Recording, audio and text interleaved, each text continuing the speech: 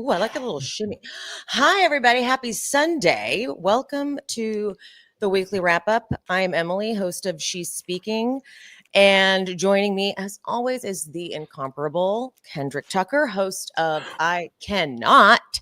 Today, we're just talking about Salt Lake City. This is the weekly wrap up. I know we try to get other topics in there. It was a little bit of a slow news week, and I have a lot to say about this. Ooh, a lot yes, to say. I'm breaking one of my rules.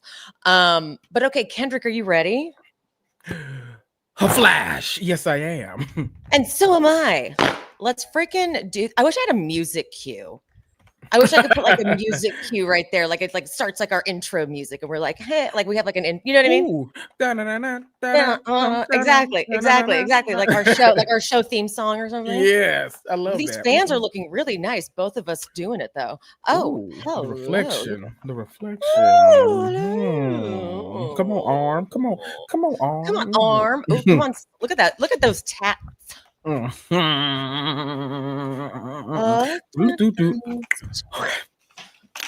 chat. Hello. Thank you for the fans. Thank you for the chat. Yes. Happy we Sunday. love the fans. All right. Wait, can I have a what I call a cup date, which is a cat update? Okay. So y'all know one of the questions for some reason now I get most is how are the cats doing? Mm-hmm. The ones that makes have sense. Accumulated outside of my home now. And so I think it was Friday, like towards the evening, I came back from the gym. And so I backed my car in, like under my carport. I opened the door, gotten out, gotten stuff because I had some like stuff in the car, gotten it out, closed up shop, went in the house, like whatever. Next day, me and my mom are going to lunch.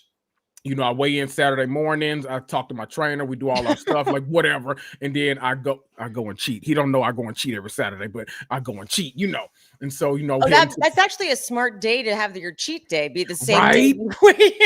I do it immediately after. So I'm like, okay, now I got a full 7 days to get right back and get another good number. Well, that's logical. That's pragmatic thinking right there. Well done. Okay. There you go. And very Virgo of you. Very, very Virgo of me. It keeps me steady throughout the week. So, you know. But my mom went to move my car out, like, because I was gonna drive my car. She went to like move it out like around hers and like in front of the driveway. She gets up there, and as I'm coming out, I see her like leap out of my Jeep. And I didn't know I was like, what is going on? And so like I closed my door, like all this kind of stuff, because obviously she has my keys, so like I'm not gonna get locked out. And so I hop out. She goes, come here. And so I'm like walking down the driveway towards the car. She opens up the back door, and one of the cats jumps out. The one that y'all named Bubbles in my, I had a whole like naming thing in my stories one day. The one y'all named Bubbles jumped out of the back seat. She waited until I got home that day, got in that car, and got all the warmth that night, slept in there, and I had no idea. Which makes me it's a little sad because we've called like the animal like people, they will not take cats in. They like don't, Tennessee is like one of those like free to roam states, like they won't take them in. I'm like, what's wintertime? Like what? Like, I know. Like it's a mess. Well, that's why they have that. Do you guys do the trap, neuter, release thing, the TNRs? Oh, I don't know. Let me look. Because the same thing happens. Like there's just so many freaking cats. Because if you don't get your cat fixed, and then they go and they start breeding, because every litter, every kitten litter has like a bunch in them, and so it was becoming such a problem that there was this like movement here that you like set up like a trap for the stray cat, trap it, take it to the vet, and get it neutered, because I think they did it for free. I think it's like I'm trying to like protect the rest of the cats, keep the population down, because it's so sad. Like so many cats just die. Oh, well, I know my girls were found in a freaking sewer drain, and I'm sure, and I know that they must have been more. I'm not talking to Tiger right now, so yeah, just Penny. Not Penny on time. I mean, not Tiger on timeout. No, I'm not even like, I won't even look at her right now. We've been through a lot this week, and I will talk about it another time when I'm not so mad. No, you know what's a mess is that like we're thinking that we're like punishing them. That's like a cat's dream. I know, literally. Right before I started, oh my God, that's so annoying you say that. Right before we started, I walked into because they have like there's the second bedroom. I basically turned into like it's decorative, like for the cats, basically. Yes, it looks cute, but like the cats just live in there. They love it. It's hot, like the sun beats in, and they love the heat. So, and I always like whenever I walk by and I see Tiger being so cute, just laying in the sun with the sun hitting her face, I always comment. But I haven't been talking to her this whole morning. And so when I went to walk in and she was doing the thing where she was just like getting the sun in her face, sitting there, I'm like, you don't even notice that I'm not speaking to you. No, she's like, oh, this is great. It's silent. Like I can just be left alone. They don't care. Yeah. Well, I'll tell you what she did later, but not now because I'm pissed. Well, that's adorable, though, actually. I'm sorry. That is so freaking cute. I have another thing that I need to say to you that you're going to hate. You're going to hate it because I know you're going to be intrigued. You asked me my opinion about Welcome to Derry when it first started. I did. Yes. You were like, how do you think it, like, is it scary? Like all this kind of stuff. Okay, I've rewatched the first episode because they released the second episode early. I didn't watch it on Halloween, but I watched it yesterday. It was pitch black outside. Like it was great. Emily, the show is so like I'm not even talking about like the scary because I know you don't want to watch like a gory or scary like show. It is so well made. Like, the really? horror aspect. There's one scene in the second episode where I can't remember the girl's name, but like she has this like whole like flashback scene with her mom, but it's like super like demonic and like the scene is so well. Like I literally was like, oh God, what's happening? Oh, like it's just such a like in terms of like horror, such a well crafted show. Like it's just I don't know, it's so good. Like I almost want to see you watch the first two. Like watch them in the daytime. Don't wait till night because night you might pee yourself. But in the daytime, watch them and then let me know what you think. Like about the actual crafting of them. Yeah. In the daytime, I will try. It's like because that's Sinners. Like I said, yes. All you fuckers were like, it's not even scary. It's like not scary at all. It's just a really well-made movie. Ugh, and I was terrified. But it's weird because I could, even though I was terrified, I could still be like, this is so good. Exactly. Like it was crazy. I was like, I hate this. Like I was like, I don't like it. I'm too scared. But I was like, wow, it's really good because I am so scared. Like I can tell they're doing a really good job of making me scared. Exactly. And Gia in the comments said, I don't do clowns. No Welcome to Derry for me. Funny enough, Pennywise. So the creators like at some point had put out a statement saying that they were going to really like kind of get into more of the books of it. And I guess Pennywise in the books like takes a lot of different forms. So we haven't even gotten to like clown Pennywise yet. Like there's plenty of other stuff to like scare the crap out of you on this show. Like there are some other things. We haven't even touched the clown aspect of stuff yet. So we'll have to think about that. Okay. I don't know. Crispy Bacon said, I will wait until all episodes are out to binge around Christmas. What? Ooh. Creepy Christmas. You know I kind of like why that. not? Why not? Right. Whatever Creepy works Christmas. for you on Christmas. All right, I'm into it. Well, okay, good to know. I will report. I will, of course, let you know when I decide to watch it. I will be texting you, I'm sure, and it might be a text saying you lied to me. This is too scary. And it's a mess. Okay, whatever.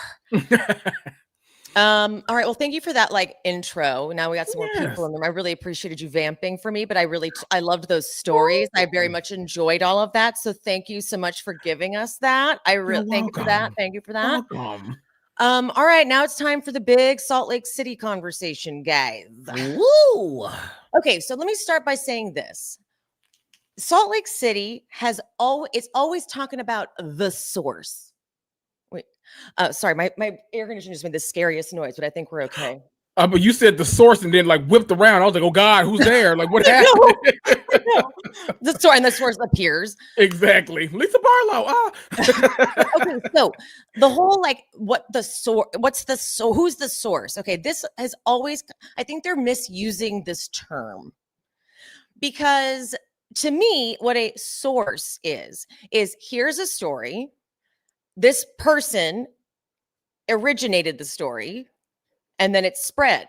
So if, for example, you were giving a fake story, you could track the source, like that famous Kim Kardashian move where she was trying to figure out the leak in her group, and she planted a fake story with different people to see which one got out.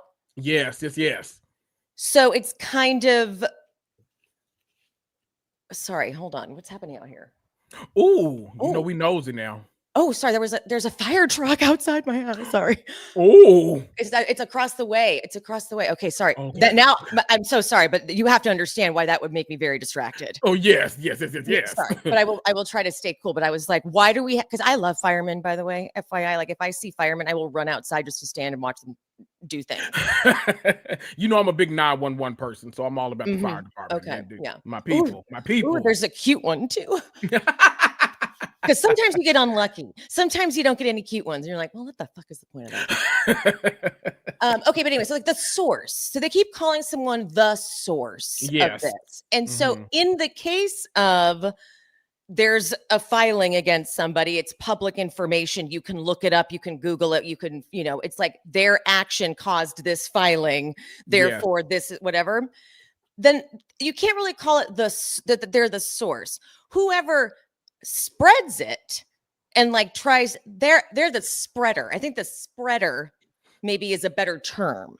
Okay. Because I get context. I get kind of bogged down with the whole like idea, it's like, yes, technically there are these things on Bronwyn's like criminal history or whatever the hell. I don't know what people are looking up. But yes, there are these things that are out there that you could look up and it's public record. So that's the source. So the whole like, who's the source? And I'm like, they all kind of are spreaders of some, in some way. But I'm going to go through this. I have this so organized. You guys, I told Kendrick, I'm like, I got these note thing. Okay. So next, Lisa was on Watch What Happens Live after this past episode. Yes, I did watch. And she said something that started a bit of like a revelation, epiphany for me. And I'm going to play what she said. Okay. Right now. Okay. One piece of dirt you know for a fact Angie dug up on one of your friends. I'm going to save that one. Oh, really? I'm going to save that one, but you can go on Twitter right now, and she has lots of conversations with a guy named Paigey. Oh. And he's sharing their DMs right now. Oh, really? Yes, he inspired her Greek citizenship and a few other things. Oh. She has a lot to say about me and Bronwyn, too. Okay.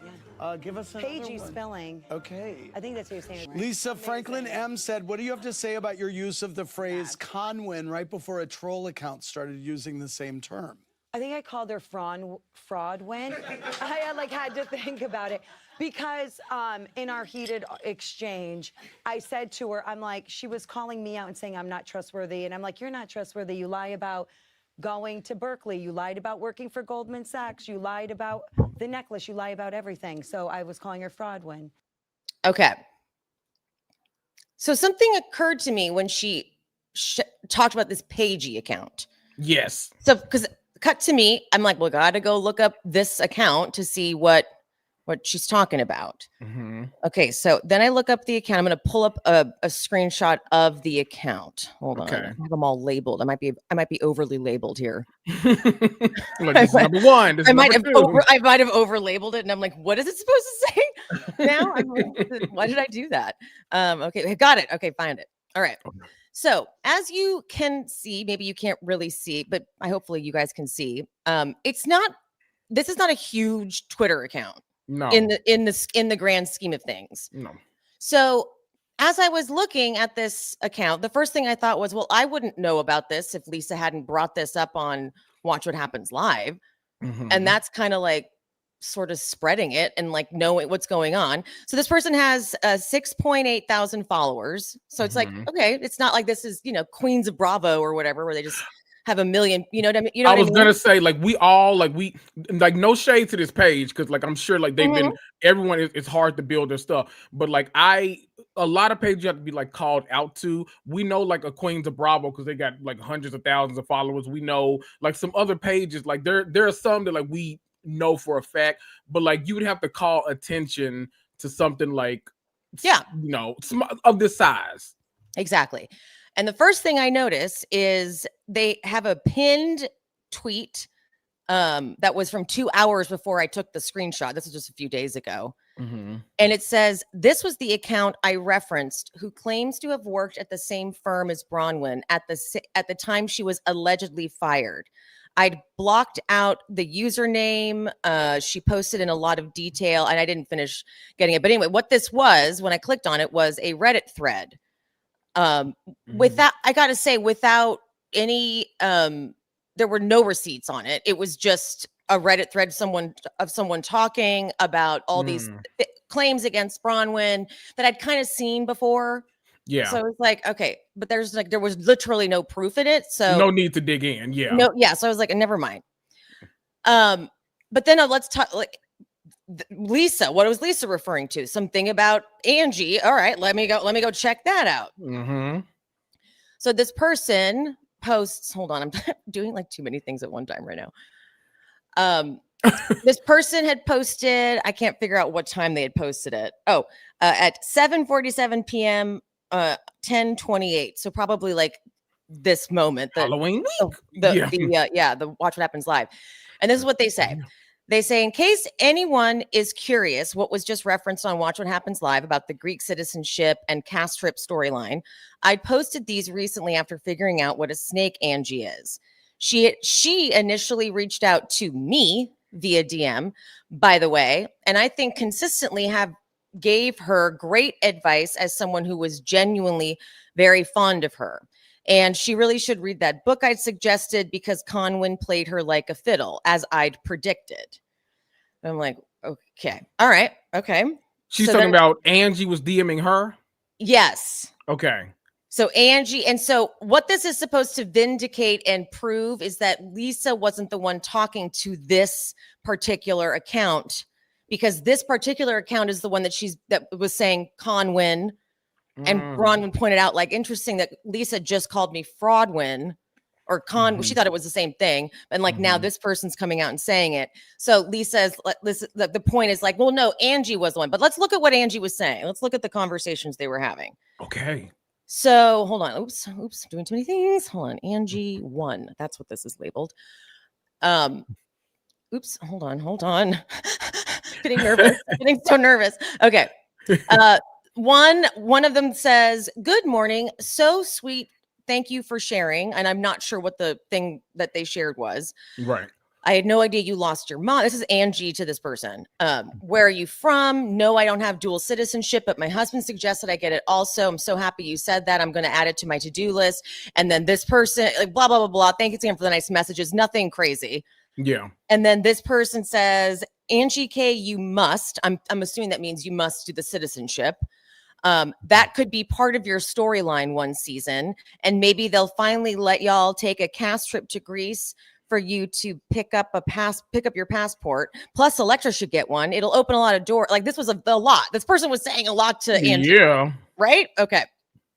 But now I was like, I know Angie does dig. I know she does. Monica was trying to expose Angie. And I'm like, I know. Okay, hold on. I'm getting ahead of myself. Okay. Now, the stuff that vindicates Lisa, if you will. Yeah. Is Angie sends to Paigey. She definitely lied that whole jewelry situation from the reunion to the Watch What Happens Live. The story changed and was not lining up. I'm not into liars. It was a little scattered, but you can gather what she meant, I guess. Mm-hmm. And then Paigey says, your couch at the reunion had one. You look bad by association for blaming Emma when she was caught red-handed lying. And also you were very kind to her saying, I heard it at dinner.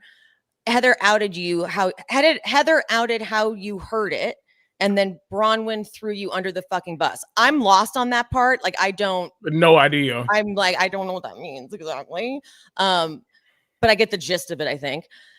And then Angie says, I thought she was referring to the original jeweler in Palm Springs and wondered how in the world that woman would reach out to her. I later found out from Lisa it was a local jeweler and it all made sense. But at that moment, I couldn't wrap my head around it. By deflecting blame, this Paigey says to this to Angie, by deflecting blame and saying I didn't tweet it to the world. This is between you and Angie. What does that mean? No idea. Why would they say that to Angie? This is between you and, but deflecting blame. Saying I didn't tweet it to the world. This is between you and Angie. Whose perspective? I don't know. Yeah, I'm a little lost on that. I'm realizing she will throw anyone under the bus, Angie says. And then Paigey says, it's the exact thing Meredith did to you and Sean, and it's disgusting. All right. And then this person says, Conica. She let Conica take the fall when she was behind it. And that would be Monica, right? I'm assuming. Yeah. That would be Monica. I don't like how the way we're starting these was I hate when anyone starts in the middle of a conversation. So Angie was obviously responding to something. So I'm like, what context do we like? You sent Angie obviously like a lot of stuff. And listen, I don't even think this is exclusive to like people who run like accounts or talk about housewives or whatever. Angie responds to everyone in the DMs, whether it's with like some emojis, like whatever. Angie talks to most people engaging with the show. So I don't know what that beginning was. I don't know. It was weird that she started right there with the person, like trying to make it seem like Angie was reaching out to them, but clearly Angie's responding to something they said to her. So already I'm a little off. Already I'm a little wary. Yeah. And I don't know if I had them on the screenshots, but those posts, all these tweets and stuff that I was showing screenshots of, they've got like 4 likes. Yeah. No comments or 3 comments. And that's not any shade. It's just like, that's how small the reach was. And the only way I would have seen this on this account is if Lisa hadn't said something on Watch What Happens Live. Exactly. So now this is where the epiphany kind of comes in. It was January actually that the reunion was airing for this last season. Yes, and so Lisa had sent me those angry DMs in response to a post about the reunion.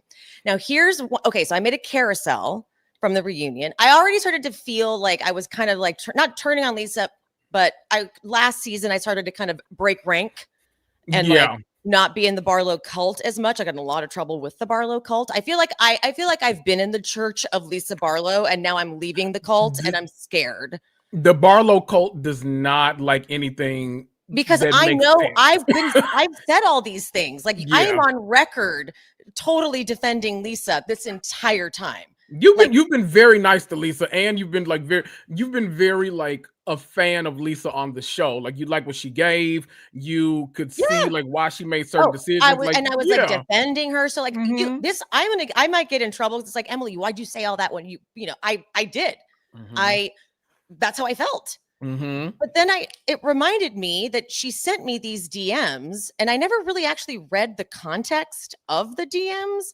Because I was just trying to like get her to not be upset. Anyway, what I'm going to show you guys is one of the videos from that carousel, which is the most like savage one. And this is because I wanted you guys to know what Lisa's responding to, just that you have like here we go. All right, so this is the post I put together. For those who are just listening, when they listen to the replay, it's one of those clips I put together where it's like part of the reunion and then part of like little clips and stuff like memes and things. So it might be kind of confusing if you're just listening to it, but okay. Anyway. Would never want to hurt Bronwyn or Gwen. But you did.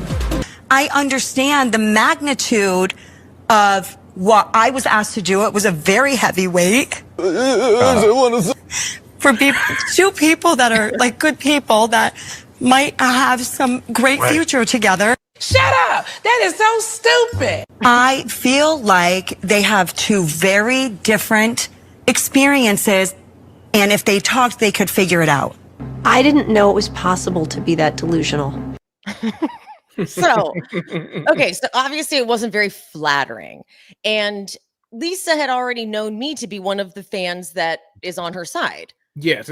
So she looked at my content. I already knew she looked at my content because she would she would DM me about things I posted, like thanks for seeing my side and like stuff like that. So I knew she looked at my content.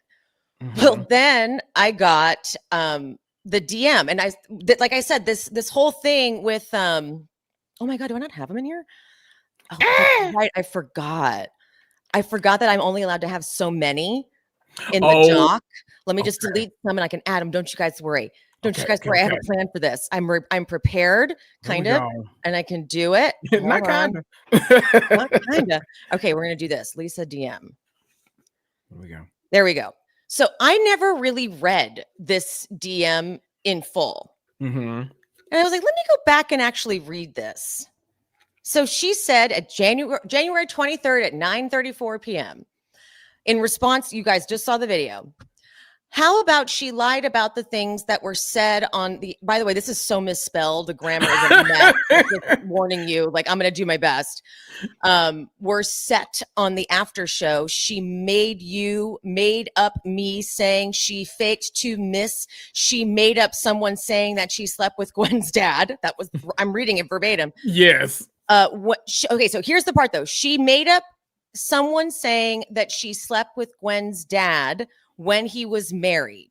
The family is amazing and you should be embarrassed that you posted that clip and don't get it. It is a lose-lose situation because she asked me to meet with the grandparents and then is holding it against me. The fucking world is upside down. Like legit, wrong is right and right is wrong. This is fucking bullshit. They have footage to back me up and I have text messages. I'm so fucking over this. I didn't hurt anyone. You lie about your husband cheating. You lie about your jewelry. You lie about everything. You're a fucking liar.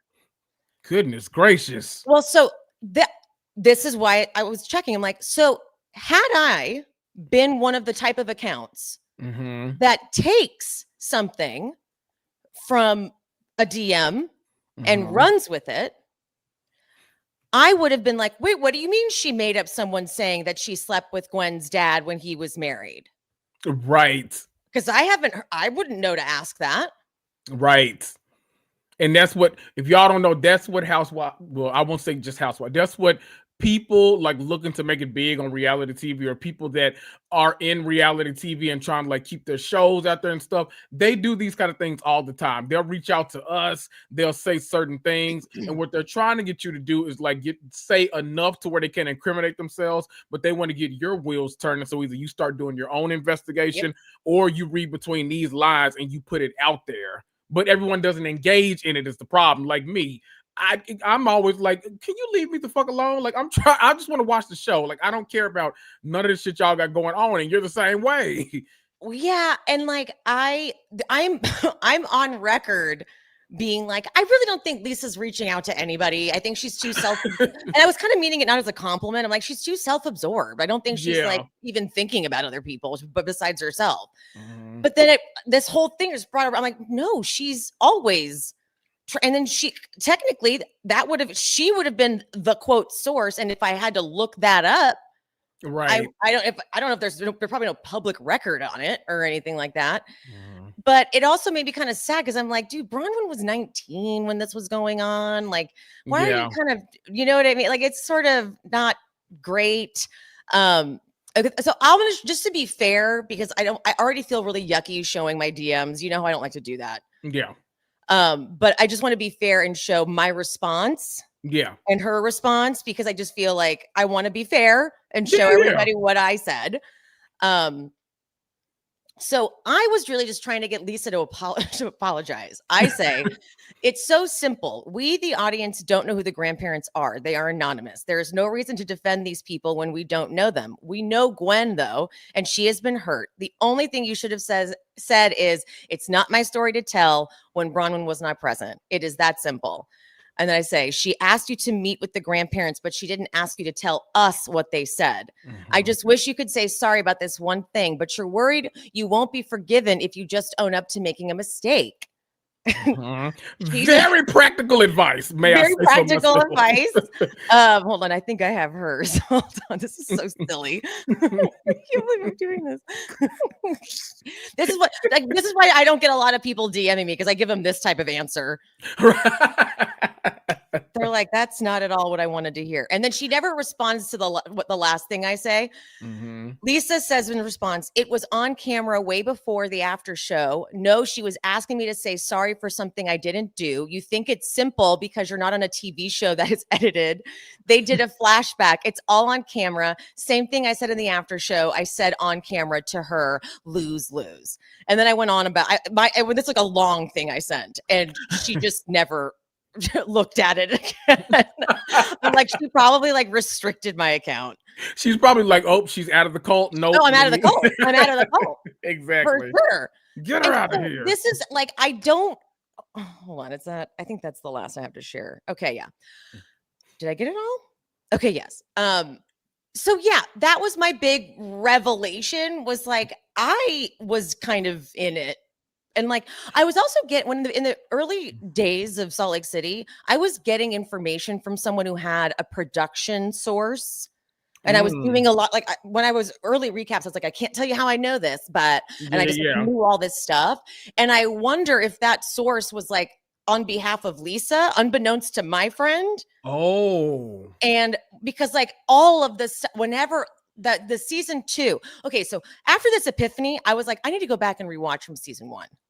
I need to go back and I need to see like with this new perspective, what this show looks like. Mm-hmm. And I figured, I was like, how was I so like against Meredith and like so on a side and all that kind of stuff? Yeah. In the beginning, and I think this is what we all were doing, we watched to figure the women out.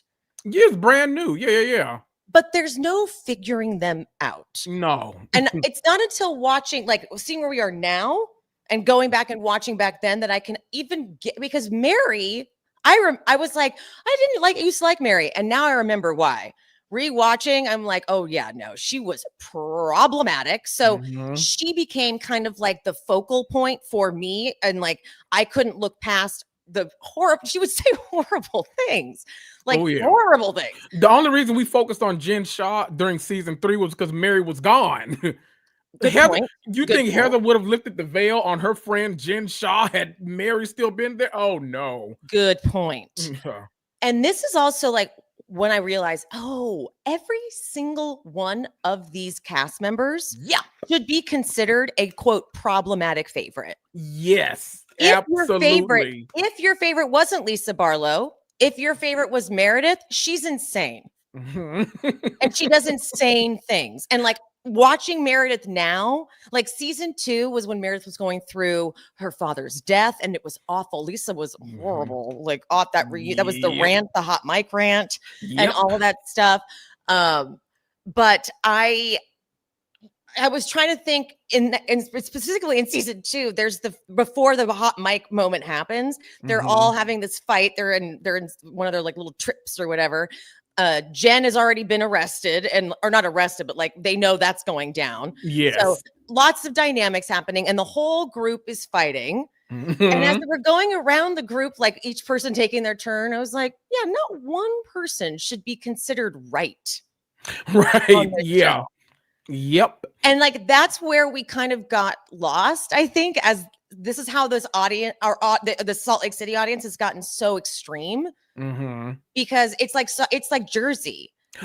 Thank you for saying it. If you like Melissa or you like Teresa, neither one is like a great, awesome person that you should be defending. Oh my God. I've said, I literally was just saying it in my mind because while Salt Lake City is, good God, so much more entertaining than Jersey has been the past God knows how many years. Like I watched that to laugh, and someone's always gonna make, like, even this season, as much as like I've had a problem with Whitney in the past, Whitney's kind of winning me back over this season because she's making all these funny ass remarks in her confessionals, and she cracks me up. So I'm like, when I think of Jersey, literally what I used to tell people all the time, because I would post something about Jersey. They would it was scary. Nuts in the like nuts. I was like, whoa, what is happening? Yeah. And I'm like, that's so funny today, because the first time I posted Jersey content and saw the response, I was like, oh, I don't like this. I was like, oh no, I'm that's all right. I'm done. I publicly declared that I would not post about Jersey ever again. Literally. I told people, I was like, I guess I always think people watch TV the same way I do, Yeah, and I've same. learned over the past like 5 years they do not. Because I used to watch Jersey knowing that every single person on that show was horrible. Like everybody. Now, may I like someone because they're horrible? Sure. Like there are some terrible people on TV that I love, but everybody on that show I know is horrible. So I don't hold any of them as like my moral compass. Whereas like people will come to Jersey's bat and be like, no, this person is absolutely 100%, 1,000% wrong. They did this, they did that. You should never be on their side. Like you should join this. I'm like, whoa. Like I just want to watch a TV show and get the hell on about my life. I'm not in this like y'all are. Like let's calm down a bit. It's like, that's just the weird part of reality television. It's the psychological effect is very interesting. And it's like until there's something that happens when I think you start covering the shows too. Right. Because like I think back to when I was first watching like season 1, season 2 of Salt Lake City, and I was covering the shows. I was so different then. Yeah. I was like, I looked at shows different. I would get really like caught up in the feelings and like the everything. And I just, maybe I'm like too dead inside now. I don't know. But like, it's just a little, it's just different. Like, that's just, I don't know. I can't really describe it. It's just, I was looking at shows different. And like the more, I think maybe the more I've covered shows and seeing the audience responding and realizing like, oh, this is the effect it's having. Yes. And like it starts to put it in perspective and like make sense that the weird thing about reality TV is you don't want to see a bunch of good people doing good. Exactly. You kind of need to have these characters who are annoying and who are challenging. But the problem is human nature is if you have people like that in front of you, you don't want to like them. You're right. And you want them to stop being annoying and you want them to be likable. Because it's like what human nature, like when you're watching something, you're like, stop doing that and now do something good. But it's like, but if they weren't doing that, what would we be watching? Because that's the nature of reality television.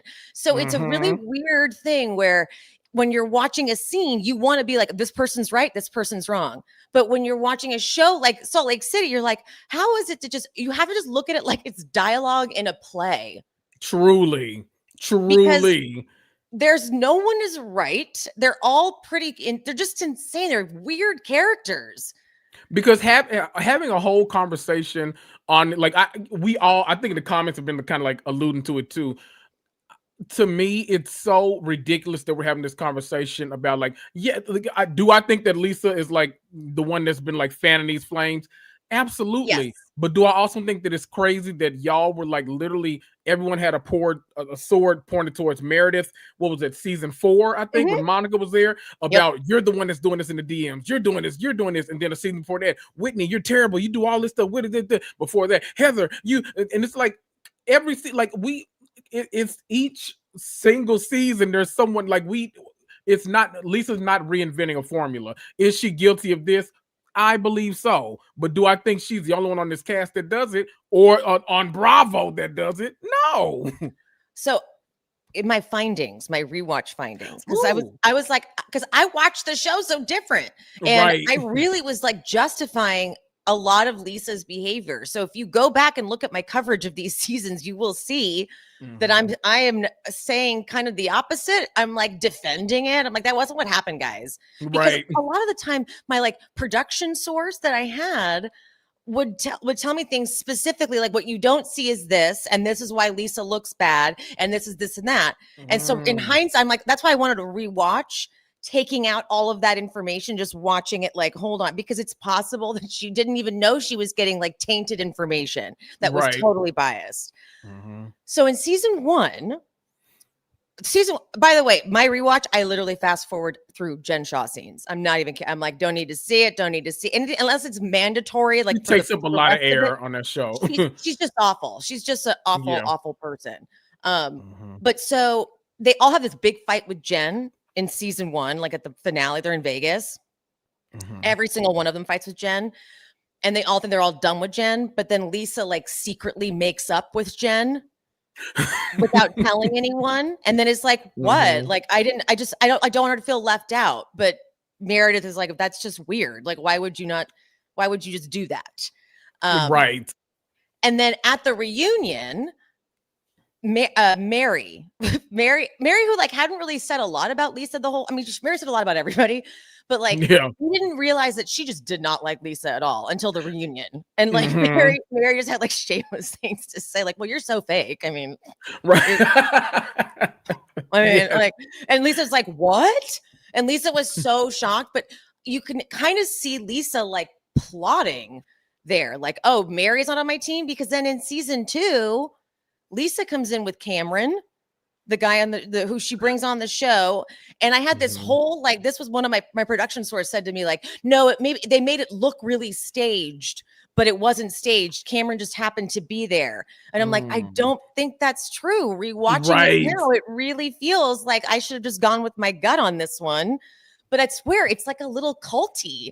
Like you get into these like little, like that's what these shows kind of start to do. Like you like start justifying all the behavior in your head because you're like, oh, this is the side I'm on. I'm on this side. Truly. You know, like I'm blaming myself, but it's just like I'm watching again, going, what?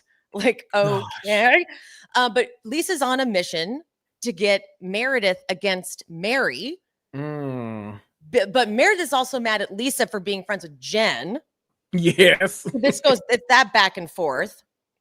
But then Lisa asks Jen about that designer, the name that they have to like blank out. Oh, yeah, yeah. Camera because that video had leaked. That audio record. Yeah. All that. And she does that. Like, she's like, so like, how's it going with, and it blanks it out.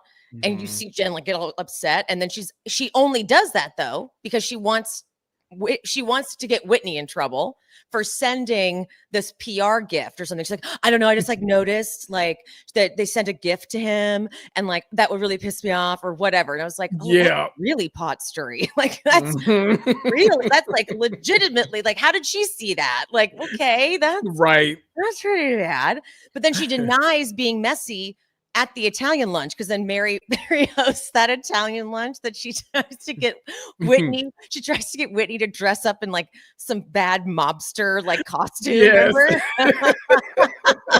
And she's mad because someone ruined it. She's like, well, I'm like, what did you want her to come in? Like that always cracked me up, because then at least I feel like she didn't have enough follow through either. It's like, Mary, what this was gonna fall apart no matter what happened. Like, it's okay.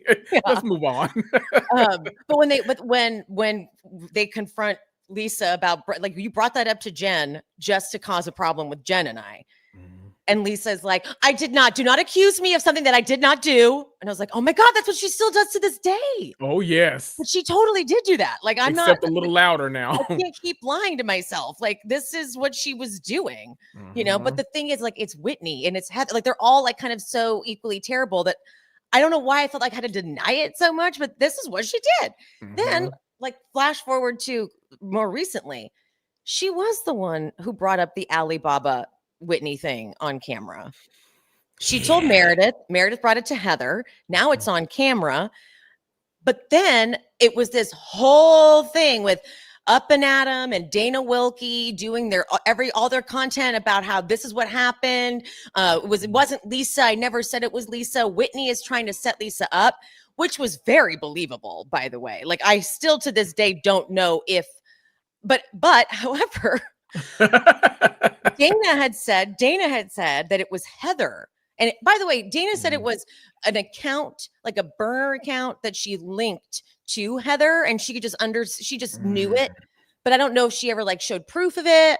I don't know, like whatever. But I ran with that story. I was like, oh, it was Heather who did it, because Heather would do it. But I kind of don't know now. But anyway, it doesn't matter. It doesn't matter. Lisa still brought it up on camera. And that's why, like, when in this case, the source would be that there were Alibaba pictures from Alibaba's website on Whitney's site. Yeah. And when Whitney answered that at the reunion, she did not do a very good job of answering it. She was like, no, it was just, they were placement images while we did a photo shoot. And I'm like, that doesn't make it any better. No. That doesn't make it any better, because that means that it's like, those were just to be there until when, you know what I mean? So yeah, no, not great. The replacement photos then are the same thing from Alibaba. Okay. Yeah. Then also Lisa brought up, this was a very small thing that got overlooked, brought up Maylee. Remember Oh that yeah, friend yeah. that we brought That in? How random. she was returning things to Nordstrom. She brought that up in the car. Oh, She brought that up in the car. We never needed to hear it ever. right. But she brought that up because Bronwyn was like, "You're the one who mentioned Maylee taking things back to Nordstrom because remember, Lisa was acting like now that I see the conversations different. I want to I haven't rewatched last season yet. I'm still at season 2 reunion, which is brutal and painful. Oh my god, it's so annoying. Goodness. I feel like I don't even know if I covered all of the parts of season 2 because the reunion was it was 3 parts and it was miserable. Salt Lake City old reunions are really hard for me to watch because not even just like from the brutality of like everything, like the mess that's going on, but like they've drastically improved when it comes to like clothing and coordination. Like, I mean, they've got ways to go, but those early, I'd say like the first, honestly, 4 seasons, maybe 3. I'll say 3. I'll say the Jen Shaw years. Boy, those fashions were hard to look at. And every time they would drop, Bravo would always like a week before even the finale aired, they dropped like the reunion stuff. Like, oh, here's the photo. This is what they're all wearing to the reunion. I always remember every time being like, they're choosing to wear like y'all want to wear those clothes to the reunion. By the way, the season 2 reunion was especially bad because Jen had the feathers, the dress with the feathers, and also Meredith had like a pantsuit that Brooks had made with feathers as well. Now you know I'm going to Google right now to see the season 2. Because like I said, I'm watching it now and I'm like, wow. And also the set was so weird. The set was like designed after the ice fishing that they did. Yes. So it felt like we were on a Disney ride or something. I'm like, don't do this again. We get it. We're in Salt Lake City. We don't need to see like an icy, snowy, weird. Right. It was weird. It was not good. It was like a pantsuit with a kind of a slit with also feathers. It's a lot. It's a lot happening in this picture. Oh, this is bad. Oh, this is bad. It's like a Project Runway reject. Truly. What's that one challenge they do? The not ordinary. No, the not ordinary anything. What is it called? Y'all know what I'm talking about. But like when they have to do like they get the random like garbage or like tennis balls and stuff like that. And they got to make clothes out of that. When all the I forgot what it's called, but y'all know what I'm talking about. The weird stuff challenge. Yeah. That's what the fuck that looks like. I don't know where any of that came from. Definitely not a runway. Together and like, and the color choice too. Oof. Like it's a lot. It's a lot. Oof. Okay, so now that I've kind of like said it all right, guys. Yes.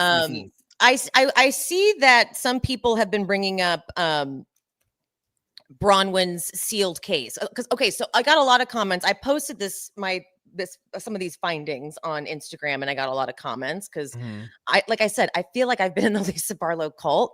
So I know now that they're going to come for me, like I know like what they're going to say to me. And so I'm getting all of those comments that I kind of knew were coming. Yeah. One of the comments is, I'm not going to say the account because I recognized this account as being associated with the Pagey account. Oh, okay. Like I remember them being like tagged in something when I was looking through all their stuff. So I was like, okay, so they like know each other at some degree. This person commented, but you also have to look at it this way. Just because you barely found out about the account from Lisa, a lot of us knew about this account since last year because he was exposing how Bronwyn got caught lying about donating to a charity, but was still bragging about it on her Instagram that she did. Similar to the necklace lie. And they showed his account on national TV before Lisa said anything, so she's not really responsible for this, quote, spread. Well, I mean, I think that the definition of spread is telling more people than they already knew. So I didn't know about this account. And I didn't either. So this again, not to belittle this account because I know nothing. We're not familiar with each other. I don't know. But like Lisa saying is what made me be like, oh, Pagey, what's that? And like, on Watch What Happens Live after exactly Salt Lake City crossover episode. That's spreading. Like that's the definition of spreading. Yeah. So I'm like, okay, that's the weak one. And here we go again. There's another one, same person. And Bronwyn was listed as a defendant on the court website. There is documented proof of this. You cannot be charged because your friends your friend got in trouble. That is the most ridiculous lie we've ever heard. And the fact that she's taking advantage of people who are uneducated and they believe this is crazy. We have to stop giving Bronwyn the benefit of the doubt and thinking she's telling the truth. Everything this woman has said has proven to be a lie. And people are still like, well, maybe she just didn't. I don't know what that was supposed to say. Let's use our discernment, people.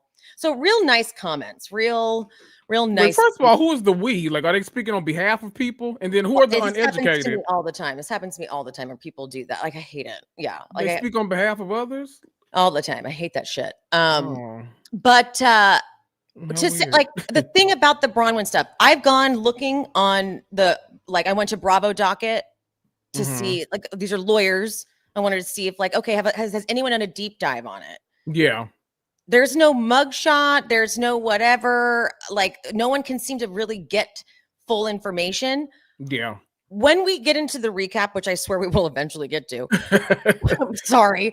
When we get into the recap, I will go over like what I think, because we'll get to like what Bronwyn says, and I want to hear your thoughts on that too. But Lisa is the one who tried to be like, she lied about whatever she said to me. Like, she lied about saying that he slept with her when she was married or something like that. You know, these are just like gossipy things that can be said, and they don't necessarily, I don't know. I kind of lost my train of thought. I'm getting overwhelmed.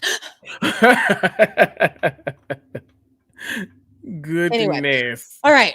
That's been a lot. It's been a lot. Oh, that's my point. I got it. I found it again. Okay. What are we trying to prove? That Bronwyn lied about the necklace? Well, she's owned up to it. Yeah. We want to prove that Bronwyn digged stuff up. Bronwyn herself owned up to that. Yeah. That's my problem. I keep being like, well, she's also been like, I'm the one who did it. She's like, Lisa, you want to fight with me? I'm the one who brought it up. I'm the one who dug it. Like, I'm the one. Right. I was being messy. You know, like but Lisa is constantly denying it throughout this whole time. And the way she's acting this season I'm like, oh my God, this is the repetitive behavior that she's been doing this whole time. It just never used to I never saw it until like I saw like she tried to get me to spread some shit. Like, what other reason would you have to tell me, who has a podcast, who makes content, any information like that, other than hoping I pick it up and I run with it? Right. And that is essentially spreading it. And like, I'm just not the type of person who did. Like, I'm not going to spread it. I literally didn't even read because it was kind of hard to read. It was so misspelled and like all over the place. I kind of barely read it because I was just like, maybe I can get her to see that we just need her to apologize and move on. But that was not happening. Like, that's never going to happen. Right. And during my rewatch, I'm like, oh my God, she really doesn't ever own up to anything. Like, it's like I think the biggest epiphany for me in the rewatch is season 2, when it's all that stuff with Meredith's dad. Yeah. Lisa absolutely is the reason why they were questioning Meredith about the memorial. And I remember I tried to like have that epiphany when it was happening, but my production source was like, well, no, actually, that's not correct, because this is what happened. You didn't see this part and you didn't know this part and whatever. You're just spiraling. And I was like, okay, maybe I'm just spiraling. Like, I hate that I was that easily influenced and didn't just like think for myself. But I really was like, I never thought they should have ever been freaking out about Meredith lying. And like watching season 2, Jen really does fuck the whole show up, even though it may seem like she gave us all the content because it was like she was getting arrested. Because she didn't let anyone else breathe. Like, she literally took all the air up in the room. Exactly. And so she just distracted everybody and like manipulated everybody into thinking that like what they should have done is cut that bitch off just for her own behavior. Her behavior was horrific. Even the season 1 reunion, I was like, God, I don't want to see her ever again. She just kept crying and walking off and yelling and screaming. And then she tried to use the race card. Remember, she literally was like, you don't know what that's like as a person of color or whatever, calling me aggressive and like, oh, please, honey, don't do that. Throwing glasses at people and all. Yeah. But like Jen like was such a central focus that it kind of became this weird dynamic of like, who's on Jen's side, but like we shouldn't be on Jen's. I don't know. It really like messed with the group. You're right. But Lisa was so mad at Mary because Mary had been but also Mary was an easy target. because Mary was coming for everybody. Like Mary would say the most insane things to them. Right? All the time. Absolutely. All the time. So she didn't like them. She was just on the show with them. Exactly. And now she finally has Angie. She's like, okay, I'll come around. Like, it's okay. Yeah. And then the thing with the rant, the hot mic rant, if you have those thoughts to say, it's not a good thing. Yeah. If those thoughts even come into your brain that you would say them, that's the big shock, is you're like, oh my God. Like, but then, so the reason I'm going to use this as my segue to eventually get into this recap, they're doing this weird like after show, but it's like Bravo headquarters, and it's just individual interviews. It's not like, sometimes they have after shows where they're together, like two people and talking to whatever. This is like, they very much just feels like they did this quickly. And while they were like setting up for something else, like they were doing a photo shoot for this too. So we're going to have them come in. Like it felt like that. And Heather didn't do one. So I don't know. And what's it? Brittany's like setup looks a mess too. I was like, "Where are you in a garage? Where are you right now?" Oh, I'm glad you brought that up. I'm purposely not talking as much as I can about Brittany. Okay. I absolutely like, she does so much to get camera time, and I caught myself like typing out like, and then Brittany says, I'm like, you know what? No. Yeah. On my show, she's not going to get any fucking camera time. Okay. Okay. Unless like, there's things that have to be spoken about, but like she has all these interview sound bites and shit that I'm like, oh, she wants me to say this. She wants me to fucking talk about it. Yeah. Like oh God, I can't stand her. But anyway, so in the headquarter after show thing, Lisa gets asked, why do you always walk away? Because she always walks away. She always walks off, right? She says, well, it's because this time I didn't want to say something that could have been like truthful, but really not nice.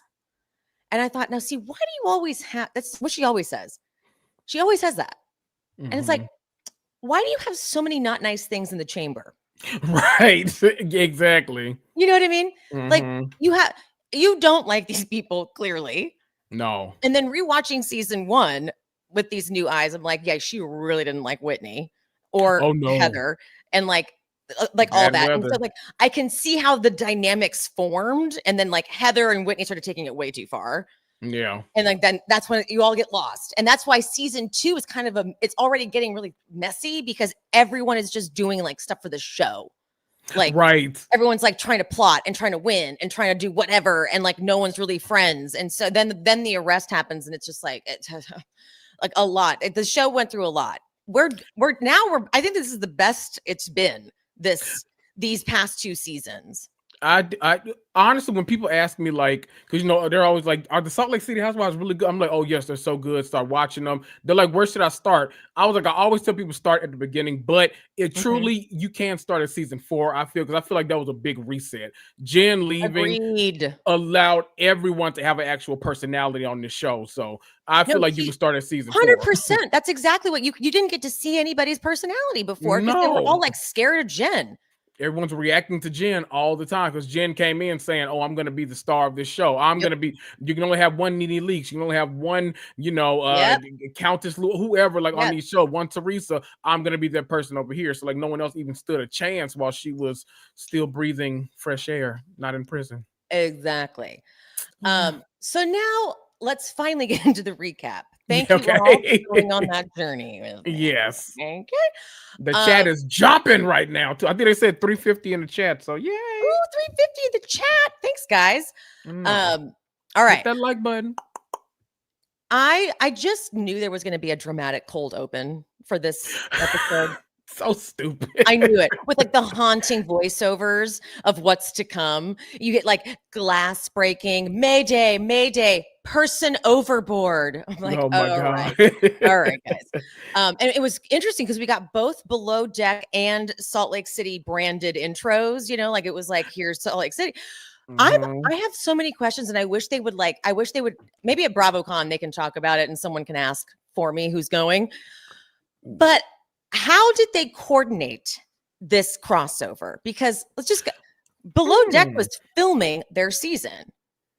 Salt Lake City was filming their season. We're going to get 3 episodes of Below Deck about this, which I can't wait to watch. Can't wait. Yeah, My sister, even I'll watch those. and this is my sister has like never watched Below Deck before, but she's like, I will be watching those episodes. So it was a brilliant crossover. Very Me too. smart. Like I'm gonna, that's one of the ones that, like I watch. Like if there's a marathon on, okay, let me put it on here. I'll let Below Deck play in the background while I'm doing like actual work. I never tune in for the Below Deck, but I'm absolutely tuning in for these 3 episodes. Like I need to see I love that we didn't focus too much on those characters, but they were the perfect amount to be hilarious in the background of the show. So it made me want to tune in and see, like, oh, what were y'all saying, like, while all this was happening? So it was perfect. So well done. Exactly. It was like, because on Below Deck, it's like the upstairs, downstairs. That's why it's so popular. Like you get the rich people and then you get the people who work there. Like that's why this show does so well. Yeah. But in this case, we knew both the upstairs and the downstairs, even though I don't really know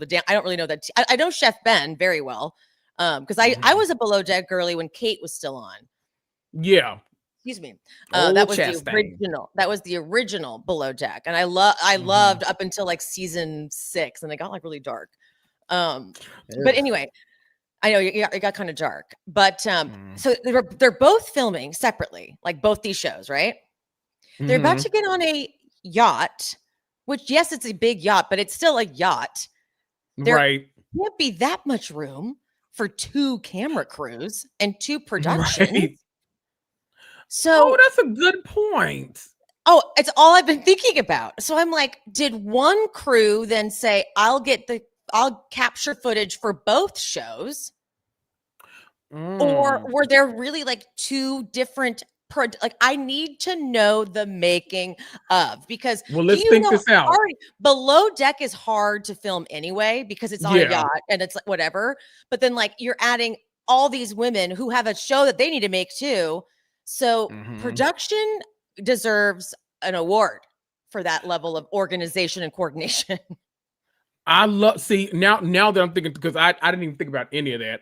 Now that I'm thinking through it, I wonder if the Below Deck side is going to rely on, they have like the cameras like up in the corner. And that's why I can't wait to see their episodes. Right. So I wonder if they like cut maybe one of the live cameras out, relying on that, but then they still got one of their crew members. And then they might, depending on like time of day, like, okay, we know we got these girls all together at the 12 o'clock hour from 12 to 2. They're going to be blocked. They'll all be on the deck up here. Maybe that only requires 2 cameras. So we have 2 up there, but then we got 2 down here that are actually free to get some reactions and all kind of stuff. A lot of coordination down to the minute. Yeah, like I'm just so impressed. And that's why I can't wait to see what they do, what we get for Below Deck, because I thought the same thing. Maybe they're just using those like surveillance-y camera things that they always have. I don't know what those are called, but like the ones that are, just positioned still facing down. I call them Big Brother cameras. The Big Brother camera. I like that too. The Big Brother cameras. So like, I don't know if it's going to be mainly that, or if I'm like, if they got full coverage of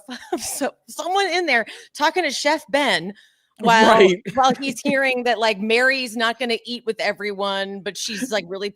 By the way, though, Mary in her headquarter after show thing, she loved the food. She loved Chef Ben, and to me, I'm like, does he know? Because that's a huge compliment. That is the biggest compliment. Imagine how afraid you would be. You're like, Mary Cosby is coming here. Because when she told her, she was like, I know you don't eat shrimp, but we have this other option. I got so scared. That's fine. I'm like, oh no. I got so scared.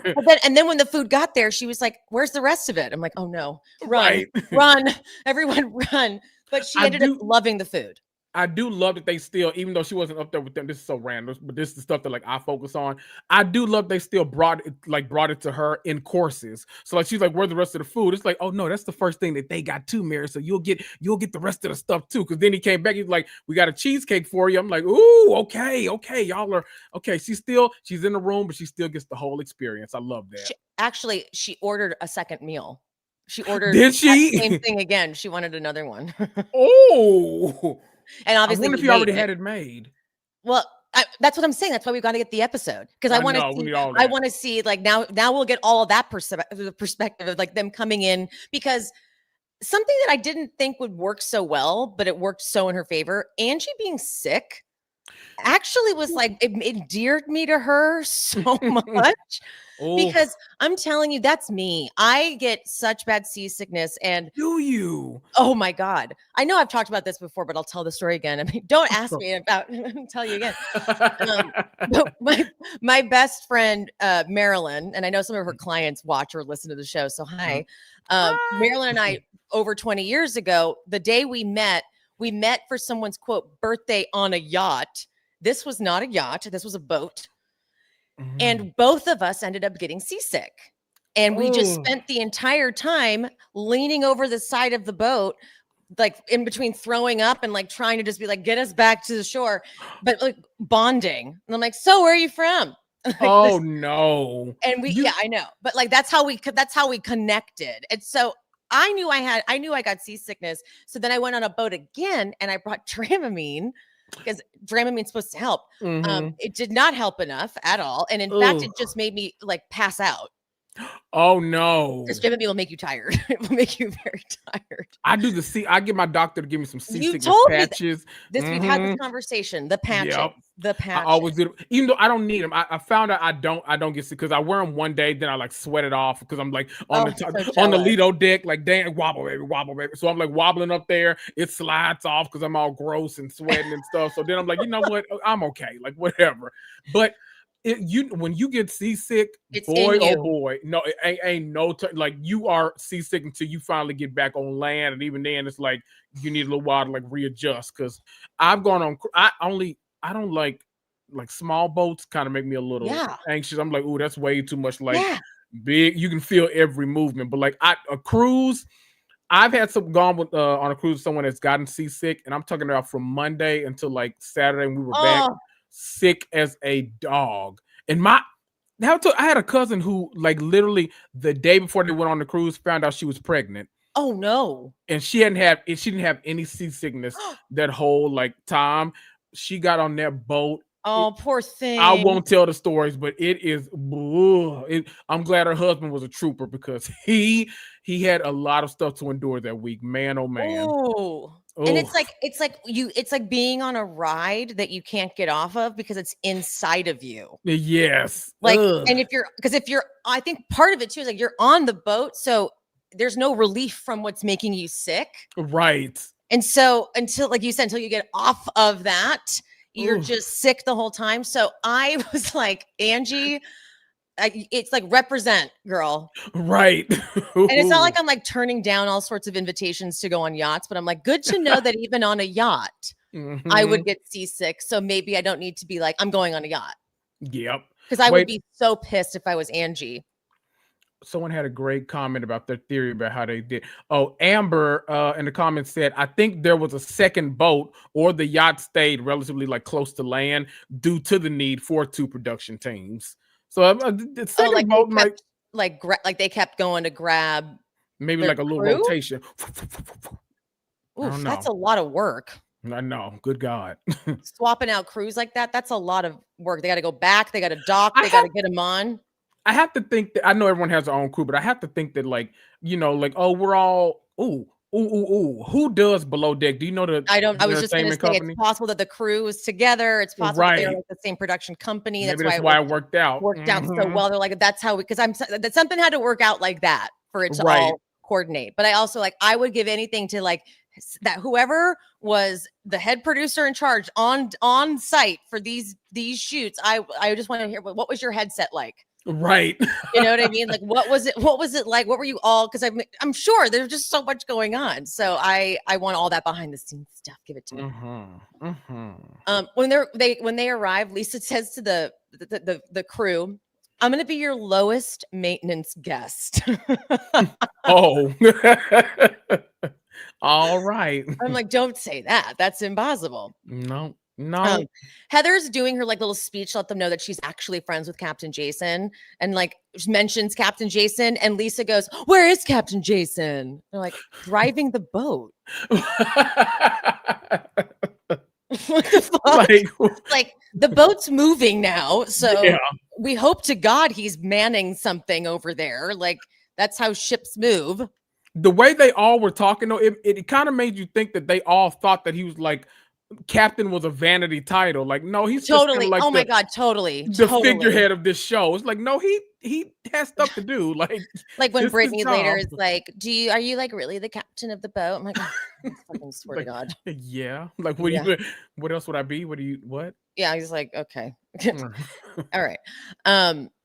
This is what my notes say. Please don't make me talk about Brittany and her Jared storyline. Ugh, the stuffed animal. Goodness. I did like the question they asked on Watch. We don't have to talk about that, but I do love the question they asked on Watch What Happens Live. Do you think something like that, like from your significant other, not Jared and Brittany because they're creepy, but like if your significant other gave you something like that where their voice was recorded, is it creepy or endearing? I don't know. I can't even put myself there because like I haven't had a romantic relationship in so long and it sounds disgusting to me. So I'm like, yeah, no, don't do that. I don't know where I land either. That feels kind of like I just like, especially, I don't know. I don't know if I don't need a stuffed animal. Let's put it that way. I don't like stuff that talks in, because I don't like, especially stuffed animals that talk to. I'm like, Yeah. oh, I hate this. No. Yeah. So actually, no, it's weird. Why do you have a stuffed animal to begin with? Yeah. All right. So Whitney comes up with the idea to splash water on Brittany if she ever says Jared's name. Love it. Meredith doesn't seem to know what a splash means. And it's very confusing because she takes just the whole pitcher of water and just pours it on her. And I'm like, a splash? I'm imagining a splash, like splash, right. like I splash it on you. Like, you know, when you have like the little spray bottle, Yeah, like like with splash, training of animals, like you know, that. But She took the whole pitcher of water and turned it over. I would have been furious. Meredith also has a tendency to do this shit. Like she gets a little carried away when they can like play little pranks like this. Like when Lisa and Meredith are feuding in season 3 because it's after the hot mic rant and all that stuff. They do one of those like little trolley bike ride booze cruisy things or whatever, and they start playfully throwing drinks at each other, but then Meredith and Lisa both start doing it like seriously, like they're really like they're both enjoying it. Get out of here, bitch. Yeah, so Meredith, like, it's also funny too because remember when Jen poured the water on Angie's head?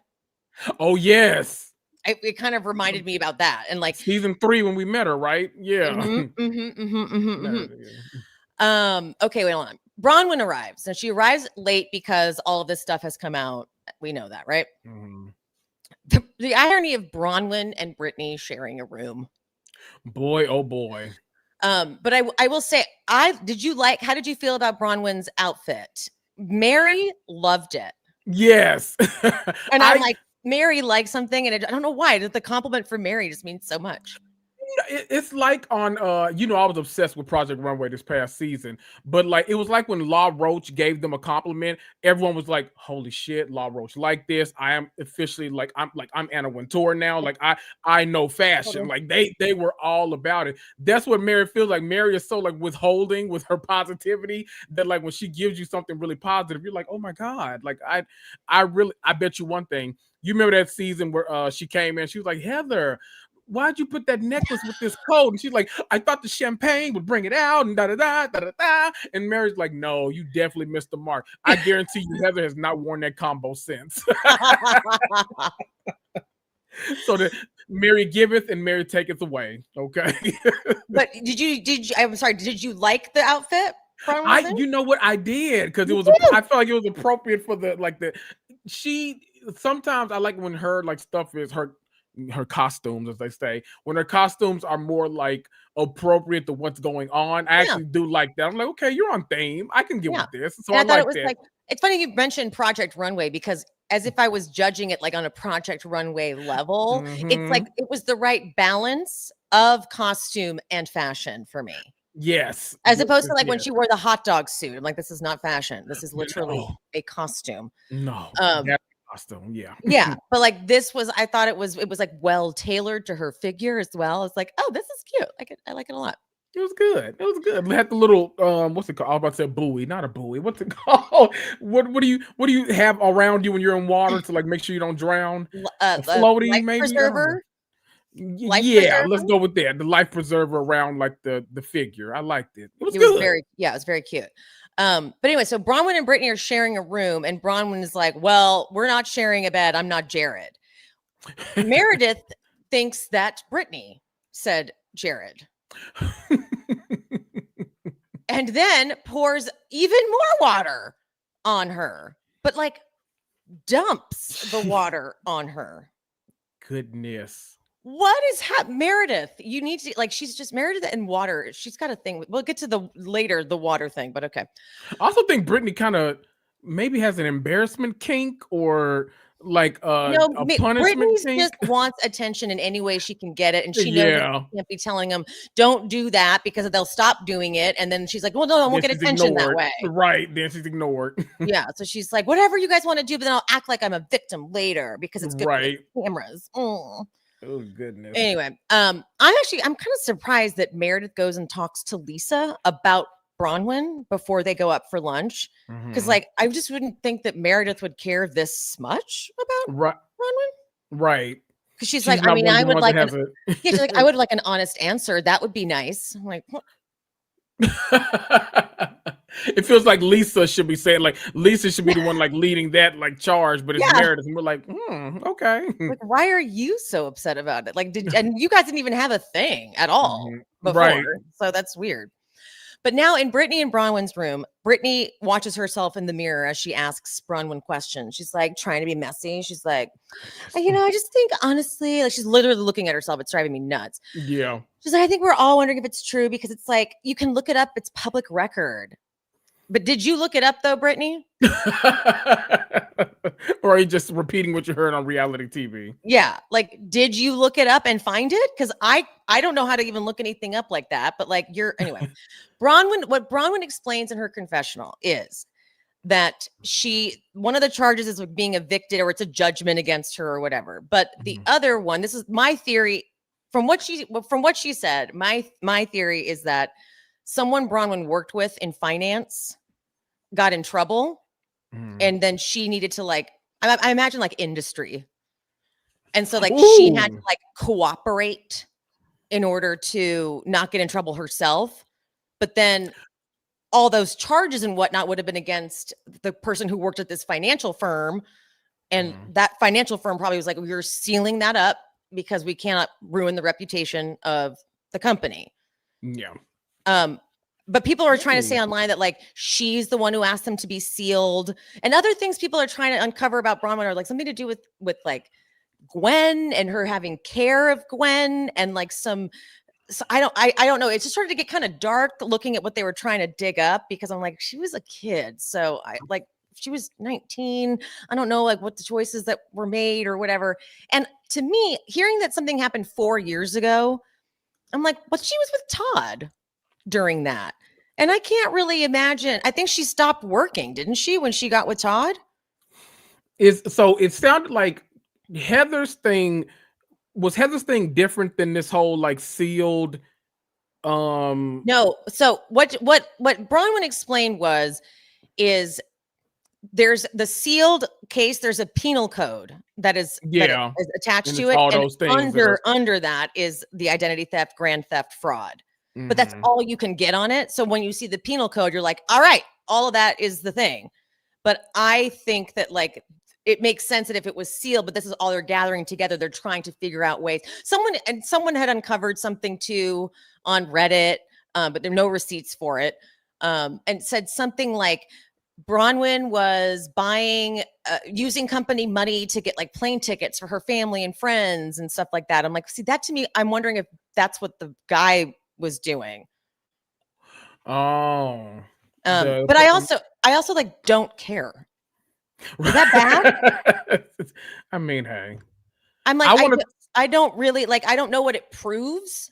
Like, so if I'm like, and even if it was 4 years ago, what do you mean she was fired from her finance job 4 years ago? Hasn't she literally not been working this whole time?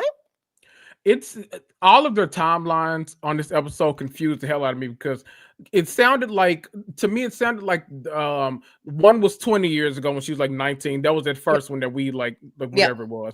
Then this one was like 10 years ago, but then Heather was like, no, something's from 2021. Something's from 2021. That's when I'm like, what is it? Sound like that we didn't either Heather is like mistaken or we didn't talk about that at all. I don't know what that was. I have not been able to find like an actual like valid filing that says like this is what she was charged with in this time. Yeah. I'm just what I've seen screenshots of on that Pagey Twitter account is like some judgment that was, I can't tell what it is, but then like circled something that's supposed to, I'm like, but it doesn't have the date. It doesn't have the, to me, it all just feels very like wormholey. Like we're not like, we're in here trying to dig around, but like, what are we even looking for, guys? Right. Why are we all so mad at Bronwyn for lying? The necklace thing, sure. And like the Gwen stuff. Yeah. But like, I know because I was in the Barlow cult that everyone wants to look up all this stuff about Bronwyn because Bronwyn made Lisa look bad with the whole, when Lisa talked on the after show about Gwen and the, that kind of stuff. Yeah. And so like that's last season started getting weird, man, online. Yeah. And so like that's where like people are trying to come in like, no, Lisa didn't do anything wrong. She never does anything wrong. And it's like, no, it's okay. She's totally flawed. Everybody's wrong always. Like let's just stick with that motto. I feel is the safest way to go. Yeah, like no one on this show should be considered the beacon of truth and honesty and righteousness the way Heather deems herself, and that's where Heather gets in so much fucking trouble. Exactly. Because Heather always kind of comes in and is like, I'm the one who's going to lead this charge to honesty and integrity. You know? Okay. Wait, we talked about I was saying, I think the last time we recorded, because that's when it came up. I was talking about the only time like I ever like see or hear about something being sealed is when something involves like minors, and so we don't want to like this is their minor, we don't want to ruin their life, like do whatever. And so apparently there are 4 ways it'll be sealed. Okay. So it's protecting the individual, so like a minor would be like in that, or victim of something, whatever. Protecting the integrity of the investigation or case. So I don't know if that means it's ongoing or like what, but okay. Protecting sensitive information, so like financial documents, medical details, all that stuff. Or it's a specific type of case, so that would be like juvenile case or like whatever. So there's a couple different ways, but I mean, makes sense, I guess. Whatever. Yeah, totally makes sense. All right, so now we're at the lunch. Angie's so sick she can't even sit with them. I was like, I just felt so bad for her. So I'm like, it's never going to stop. Like, you're not getting, unless you hit land, you're just going to stay sick. Oh, yeah. I know. I wanted her to be a part of this conversation too, like all these conversations, but I felt so bad for her. Okay, well, we get to the dinner. I'll explain why. This is why it ended up surprisingly working out. They were like a perfect reprieve from all of the stuff at the table, like cutting over to Angie and Mary in the room. You know what I mean? I was like, oh, this is pleasant. And then like, and then when Heather comes into the room later crying and she's like all drunk, she's like, Lisa's so mad at me. like Mary and Angie were just like the perfect people to like have just like, they're like, what's going on? Like, it was good. It was really good. It was good. So anyway, they get on the topic. Whitney's like, is everything okay? And so now we're in it. Meredith, I'm like, you better have something to say, Meredith, because you had a lot to say before this. And she's like, I didn't look into specifics, but saw that there was something from just a few years ago. And Heather's like, yeah, I saw something from 2021. Bronwyn tells them about the eviction after she left BYU 20 years ago.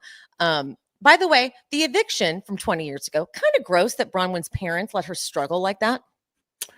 I mean, from what we know of her parents, that kind of tracks. Right? Kind of tracks. She's like, she said at one point I was moving to California to have my baby or something with her. Like she was like on her own. Yeah. You know, do we know why? Like I'm assuming when she got pregnant, BYU was like, you can't be here, right? Because that's a very, religious school. So, okay. Well, then that makes sense. But I that's one thing too. I was like, to me, let's not focus on that at all. Like, I'm talking to the housewives. Like, that's nothing to focus on. We're going to focus on anything. Try to get something out about this sealed case, because like an eviction for somebody 19, 20, 21, I mean, you can throw a rock outside your door and hit somebody that's been evicted from an apartment. Like, that's nothing to me. Focus on the shit that matters to them. And I'm like, y'all they wanted all the information instead of the important information. Like, get to the shit. Get to the shit. So Heather, by the way, is already kind of drunk, and this is just lunch. So, buckle up. Oh, yeah. But so Heather's like, well, what were the charges filed against you? And Bronwyn's like, there were no charges filed about me. There's nothing, whatever. There's no police record, nothing, absolutely nothing. And Heather goes, so why is it so upsetting then? And then Lisa goes, yeah, why would it matter? I'm like, hold on, guys. Hold on. Lisa, you had a whole press conference over your lawsuits coming up. The civil law. And they're all right? dismissed. So no one wants it coming out on the show. Yeah.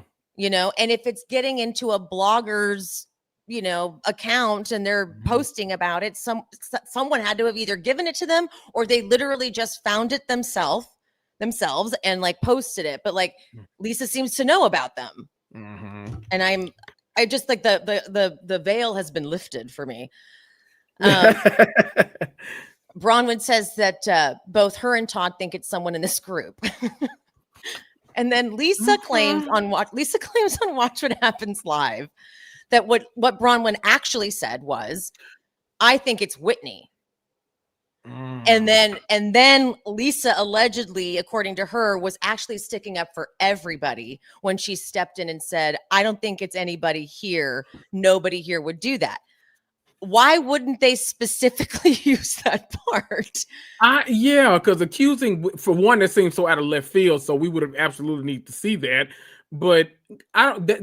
I want Whitney or Bronwyn on Watch What Happens Live, and I know he's not going to, because this is probably a blip on his radar. But I want that to be asked, because that feels. I need one of them to either deny it or say that's the truth, because that feels so out of left field to me. Like, what do you mean, Whitney of all people? Why was she accused of it? Yeah, like, it makes no sense. Because Whitney spent a whole season trying to prove that Lisa was the one who leaked the whole Alibaba thing. So that's just that doesn't track to me. But it's now. But so I'm going to pretend that Lisa is just making that up, because I can't give her this one. I can't give her this one. Because in reality, what it looks like is Lisa wasn't directly accused, but then proceeded to defend herself and everyone at the table. And you're like, okay, now you're looking guilty. Yeah. Like, yeah. Like, unless it was Lisa, you did it. Because then let's continue. So Whitney and Bronwyn point out how weird it is that someone is getting information. And Lisa's like, I don't think it's weird. And then she goes, I'm just being super direct. I don't think it's weird that you dug up stuff on me. I'm like, oh, see now, here's the thing. Why are you even bringing that up? Right. Why are you bringing that up right now? You're making yourself the victim in a situation where you don't need to. We're talking about Bronwyn right now. And then she goes, I mean, just bringing stuff to the group when I wasn't there. I mean, I'm being clear. Like, I upset you and I felt that like a little bit of a retaliation. What? None of this is needed. None of this. And Bronwyn's like, yeah, that's basically what I think happened, is I said something that upset you and you retaliated.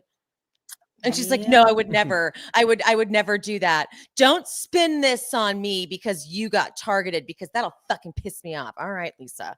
Okay. Mary's always trying to get someone to name a specific person. Like, get specific. Bronwyn. Yes. Who do you want it to be? Lisa. You think it's Lisa, don't you? You think it's Lisa. Now, there we go. At that point, then Lisa could have been like, hold on, don't spin this. Right. So maybe they showed that out of sequence. I don't know. But it's like, until you're named yourself, if you really don't want people to know you did have anything to do with it and know about it, you got to just be quiet. Right. You can't be like, well, I definitely didn't do it. Exactly. Now it's like, why didn't accuse you? Hit dogs will holler. Like, why are you jumping up? Exactly. But Lisa does not like Mary even suggesting that she's the one doing it, and goes, that's a trigger for me. I'm sorry. Lisa always says that. Lisa, that's a trigger for me. You telling me that I'm doing something is a trigger for me. You accuse me of espionage when I'm not. I didn't do that. Thank you. Bronwyn is like, I would hope it's not you, Lisa, because I thought we had talked and agreed to stop. And then Lisa goes, who fed my stuff? Who fed my stuff? Who was going to the blog, the Salt Lake Tribune? I'm like, so Bronwyn? Right. So you did, you know what I'm saying? But then Lisa's like, let's go swimming. I'm annoyed. So then they get in the water. Like, all right, we know for a fact we'll get back to this later, but okay. By the way, Heather is so drunk at this point that she doesn't remember what she said to Brittany here in this moment. She doesn't remember. So because Brittany had said she wanted Jason, but then Heather and Jason were like in the water, like all like drunk. She was all drunk. And Brittany's like, oh my God, but wait, does he like you or whatever? And Heather's like, no, we're friends. We fucked around before and there's nothing there. And then in her fucking confessional, she's like, I said that. No, I didn't. No, I didn't. Well, cut that out. I'm like, oh, so you were that drunk just during the day. We haven't even gotten to the lunch yet. Right. The dinner yet. Sorry. Like you're that's bad. And the day drinking only makes it worse because you're going to night drinking. It's a lot. I feel like did she come out recently, or I remember a headline coming out recently about them hooking up. Do you remember seeing that, or am I making that up? Y'all know it doesn't sound wrong. Like it sounds like you saying that. Like now I see it too. I'm like, yep, right. I can see that. All right, we'll go with it. Okay, I can see that for sure. Totally. Love that. Love that. Poor Angie. Angie's so sick in the water, but I gotta say, Lisa was being kind of cruel. Because she was like apologizing to that one of the crew members was like paddling them in, and Angie was just holding on to his leg. Oh, the poor thing. But Lisa was like, oh my God, I'm so sorry to the crew person. Like, sorry, Eddie. Sorry you had to deal with her. I'm like, okay. She already knows it's bad enough. I feel like this is exactly what Lisa wanted. Because remember last week when they were, I think it was her and Heather in the store. She was like, she hadn't even gone on a boat yet. So this will be her first time on the yacht. So now she's like, see, look at her. Can't even handle herself on a damn yacht. Look at her. She literally is like, no more boats for you. I'm like, oh man. God. First and only time. Like really rubbing it in. For Lisa, she thinks it's a great thing. But honestly, for the audience, I feel like most people were like, poor Angie. Right. Like, I hope at least. It's not like her fault. Right. But anyway, so Whitney and Bronwyn then have like what was that lunch conversation in Bronwyn's room after all like the water activities. Obviously, Bronwyn's like, I didn't even accuse Lisa. So, but then Bronwyn points out that Lisa called her something that the person who's posting these things on Twitter called her, which is Conwyn. She thinks it's Conwyn, but it was actually Fraudwyn that Lisa said. This gives me Lucy apple juicy poor creature flashbacks, where like that's how they were like, she said poor creature as well, you know what I mean? But like Lisa had to have been talking to some or seeing comments like that. I don't necessarily think that it's like Lisa was talking to this person and that's why they came out. I could believe that Angie was, I could believe that whatever, but like you still know about it. Thank you for saying that too, because I think there's a lot of like evidence pointing towards Lisa. I actually didn't think this was one, because we've talked about Lisa like not being quick with her comebacks a lot, and so to me, it 100% makes sense that she would go the Fraudwyn route and not be clever enough to come up with Conwyn when that flows a lot more like Conwyn. She, of course, Fraudwyn. Oh yeah, she's like, okay. Like, Phaedra would have been Conwyn. Like someone else would have like easily came up with that one. But Lisa, of course, has to go the long run. Like, oh no, she's commit a crime when. It's like, okay, that does not roll off the tongue, but okay. let's like nailed it. Burn. You're like, no, and it was right there. You could just use Conwyn. It was you right use Fraudwyn instead. I like how you're like, the way I know that's not real is because Lisa absolutely made that up because it wasn't as good. Exactly. But I think to be fair, this person might have said Conport. It was like Fraudwyn Conport. Oh. Fraudwyn card. Oh no, I might be making that up, but like there was a fraud in the name. That was what like the pagey was posting. That what's her name's referencing. Yeah. So Whitney then goes to her room that she shares with Heather, and both of them have the drunk lazy eyes. Yes, that is not good. Heather once again comes in real strong against Lisa. Lisa is smarter and darker than any of us imagine. Lord. If you hadn't started the season going to lunch with her and telling her what everyone said about her on the camping trip, I would maybe not be so surprised. But like, you were diehard next to Lisa at that last reunion too. Yes, she was all about it. Crazy. Oof. It's like, were you waiting this whole time? Like, have you just been like harboring these thoughts, you know, like waiting for opportunity or something? They're not a, you know, they always kind of purport themselves to be a forgiving group, but they always give me like, I forgive you, but right here, the first time you make a mistake, baby, I'm going right back on your ass. 100%. I'm on your ass like back pockets, and that seems like where Heather is right now. 100%. So Heather gives us a confessional where she's like, this is how I got to where I am now. She's like, first of all, I know this stuff's been going on with Bronwyn for a while because the jeweler reached out to Lisa allegedly unprompted, which the more and more I think about it, I'm like, that doesn't seem normal. Like, why would that jeweler reach out to Lisa? Anyway, but that happened at last reunion. But then when remember when Heather said that she was just like trying to stay out of the drama at Amy's party? Well, she actually was catching some tea because Lisa was off to the side trying to gossip with Amy because I guess Amy and Todd and Bronwyn and their husband, they used to all live in the Bay Area, and Lisa's like, so how did people like Todd? And then Amy's like, should I take the fifth? And there's Heather like watching behind, like, see.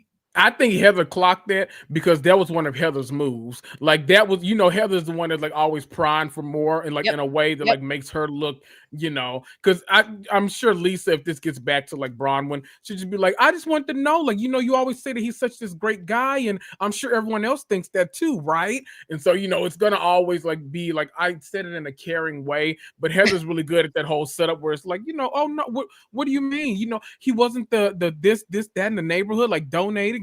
He wasn't the Black Bill Gates, like, you know, like what was he? That's actually hilarious that you're like, Heather was like, I know what she's doing because I do that. She's like, I clocked it because I am that person. Because I do that. And I've done that. So many a time. When Heather says that when Angie told her that Lisa was giving her the info to look up on Meredith, that was what sealed the deal. I still think that's a little crazy because I know, like, we know Angie is absolutely talking to everybody. And like we actually meet Angie in season 2 the first time at that Fresh Wolf event that Cameron is at. And she's unrecognizable. She looks like a completely different person. Does she? Yeah. And like, no, like not who she is now. Like now her glow up is crazy, but she has like her hair is even darker and she looks like she has all like nude. Like there's just no color to her face at all. Like it's all like nuded out. And I don't know, and really heavy eye makeup, like a really crazy eyeliner, just not the makeover that she has now. Like now I think she looks great.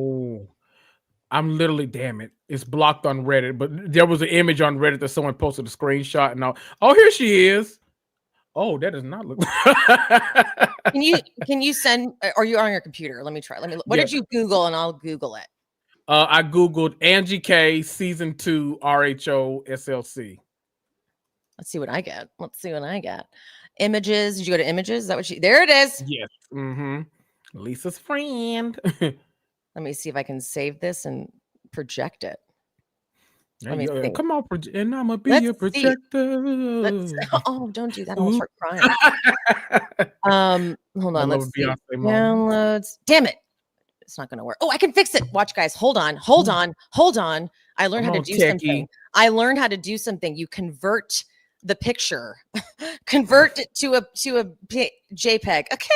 There you go. Convert it, bitch. That's what you're going to do right now. All right. Image. Hold on. Sorry, guys. I can't believe I actually like leave these moments in now. Cause like I used to never like let you guys hear all the time. Oh, you know, I love it. Oh, yes. There she is. There's the photo of Angie. So we got it just like not who she is today. And a lot more, it was a good glow up, a lot more rejuvenated now, I'd say. Oh yeah, no, she like the makeup. Here, let's put one of Angie.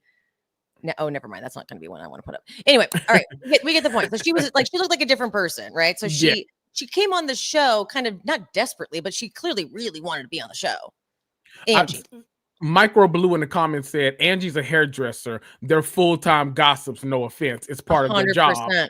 Makes sense. 100%. Although I don't really know how much hairdressing she's actually done. She had a perm in 20 years or something, she said, right? Yeah, she's like, I haven't even like been inside a salon to do hair in like forever. Like her like license is lapsed and everything. Right. Okay, they call Meredith into these two drunk biddies call Meredith into the room. In no way does Meredith seem like she's saying, I'll totally have your back against Lisa.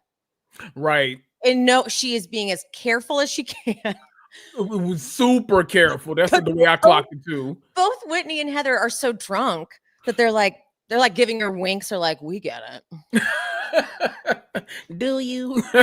They're like totally on the same page here. Totally on the same page.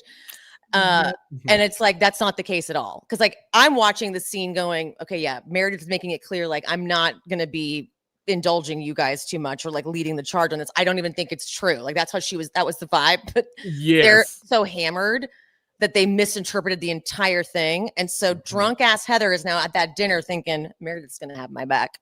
Yep. And that's not the case. That's not the case at all. I feel like Meredith is like more than willing to go against Lisa, but I feel like no one has brought her that specific piece of evidence yet where she can be like, holy crap, how do you know that? Only Lisa knows that. Yeah. Lisa is the one doing it. No one can do that. So until then, I'm like, okay, I'm on your side until you give me a reason not to be. So she's taking that route. I can't blame her for that. Yeah, exactly. Heather, they're starting to eat dinner, and Heather's like, I'm sad we're missing out on Mary and Angie's commentary. And then Brittany's like, I don't miss Mary's commentary. And Heather goes, no, you can only talk about someone if they're right in front of you. And Brittany's like, I'm the only one that says what I feel to people's faces. And Bronwyn's like, okay, bitch, I've actually been waiting for you to say something like that because I held on to this. I can't tell when this shopping excursion occurred between Bronwyn and Brittany. I think did it say last week maybe? Did it say last week? I think, don't quote me on it, but I think it said, I think they were getting ready for this trip. So they went shopping together. Because Britt just starts talking. She's like, yes. I just feel like Lisa's trying to like big sister me. And I don't need that. I can fight my own battles. And you could see Bronwyn like, oh, I am going to ask more questions. What's up with Meredith? Huh? Right. She's like, yeah, what'd you say? Huh? Yeah. What was that? Yeah. And Britt is like, I haven't seen Meredith yet without her having a seizure of some sort. I just don't know why Meredith goes from 0 to 100 to 0.2 seconds or whatever the fuck she says. Right. So then Bronwyn tells Meredith and Lisa everything. She says, you pretend to have seizures. You slur your words. She says, you go from 0 to 100 over nothing. She thinks it's an act. And Meredith goes, because this is the issue. I've never had a seizure in my life. But that's a horrible thing to say about somebody. There are people who do have seizures, and one of them is my child. My child. I knew the kids were going to make their way in here somehow. As soon as she started down the ramping up, I'm like, it's going to be about a kid. It's going to be about a kid. Yeah. And so then Meredith goes, so I find that to be despicable. And Britt goes, see, this is what I'm talking about. This is the seizure I'm talking about. Now, the next thing that happens here is such a baffling moment. Meredith stands up, looks at her glass, carries it all the way over to Brittany's lap, and pours it into Brittany's lap. It's just like she didn't want it to get on anyone else, but she knew that she wanted the water on Brittany. It was so seeing this, because I literally didn't watch the episode until today, because I've been like, other stuff's been going on, so I didn't get a chance to watch it until today. And so I've been seeing this one clip of it on social media though, and I was like, wait, what's happening now? Like, why is she pouring that right in her lap? She goes all the way over, pours it in because she didn't want anything to get on anyone else. Right. So it was premeditated. It was not one of the usual like drink tosses. We were like, oh, they were just like all crazy. It's like Meredith thought, she's like, the contents of this water glass must go on Brittany, but I can't get it on anyone else. But then, of course, Britt tries to then throw her glass, but Meredith like blocks it because of the wind, the wind. It was perfect. And it gets all over Bronwyn and not at all on Brittany. Now that was karma. That was karma right there. Oh, right? It was like, oh, bitch, you tried. And oh, no, tear. I love that Meredith changed her Instagram profile. Now it says, award-winning jewelry designer, fine caviar purveyor, DJ, waterbender. No, like, you okay, lie. I promise. It says waterbender. Yeah. A waterbender. Mm-hmm. Even better. Oh my God, that's hilarious. Oh, she's so proud of that. She loves it. She had her moment. But Brittany just wants a fucking moment with Meredith so bad. Yeah. And the whole, like, her acting here is just awful. She's like, why don't you just disengage, eye roll? Why don't you just disengage? Let me say it louder as they get on camera. Disengage. Are they getting that in the audio? Okay. Right. Remember that season 1 flashback? Remember that? Remember when she said, I'm not engaging? We all remember that? It's like, I do. Okay. Right. So now Heather's wasted. And she's starting the conversation in her head, but not out loud. So everyone, even Whitney, is confused. So Heather's like, everyone at this table, we all need to own things in order to move on and have an open conversation. This is not a pylon. They're like, what?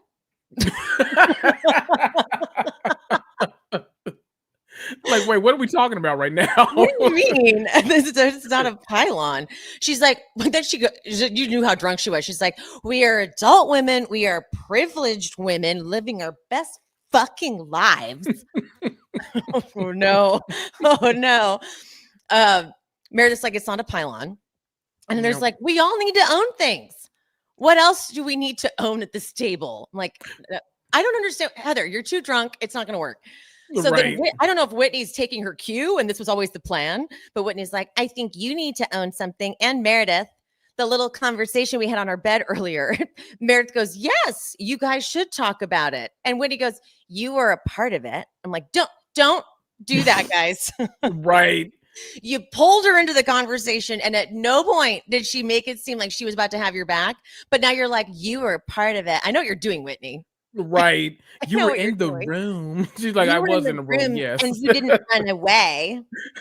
I love Meredith though. Meredith made it clear. She's like, yes, you two should talk about it. Absolutely. You two. Yeah, go ahead. So lead the charge. Go ahead. Please do that. You two. And so then Heather's like, oh, fuck it. I'm going to go for it. She's like, I'm just going to be honest with you. I think you're the source of all the dirt. Fuck, too far. You went too far with it because now she's not going to hear that. And now it's just going to explode. And it explodes. It does. This is, I've always had a problem with the way Lisa yells, like the tone that she gets in her voice. So it's like, it is hard for me to go through like the dialogue of it. Cause I'm like, oh, she's just yelling with pointing and like that octave. I don't like it. I don't know if it's like a weird OCD thing that I have where like the auditory like sounds that come out. I'm like, I don't like it. I know. It's a lot. Like they make me very stressed out.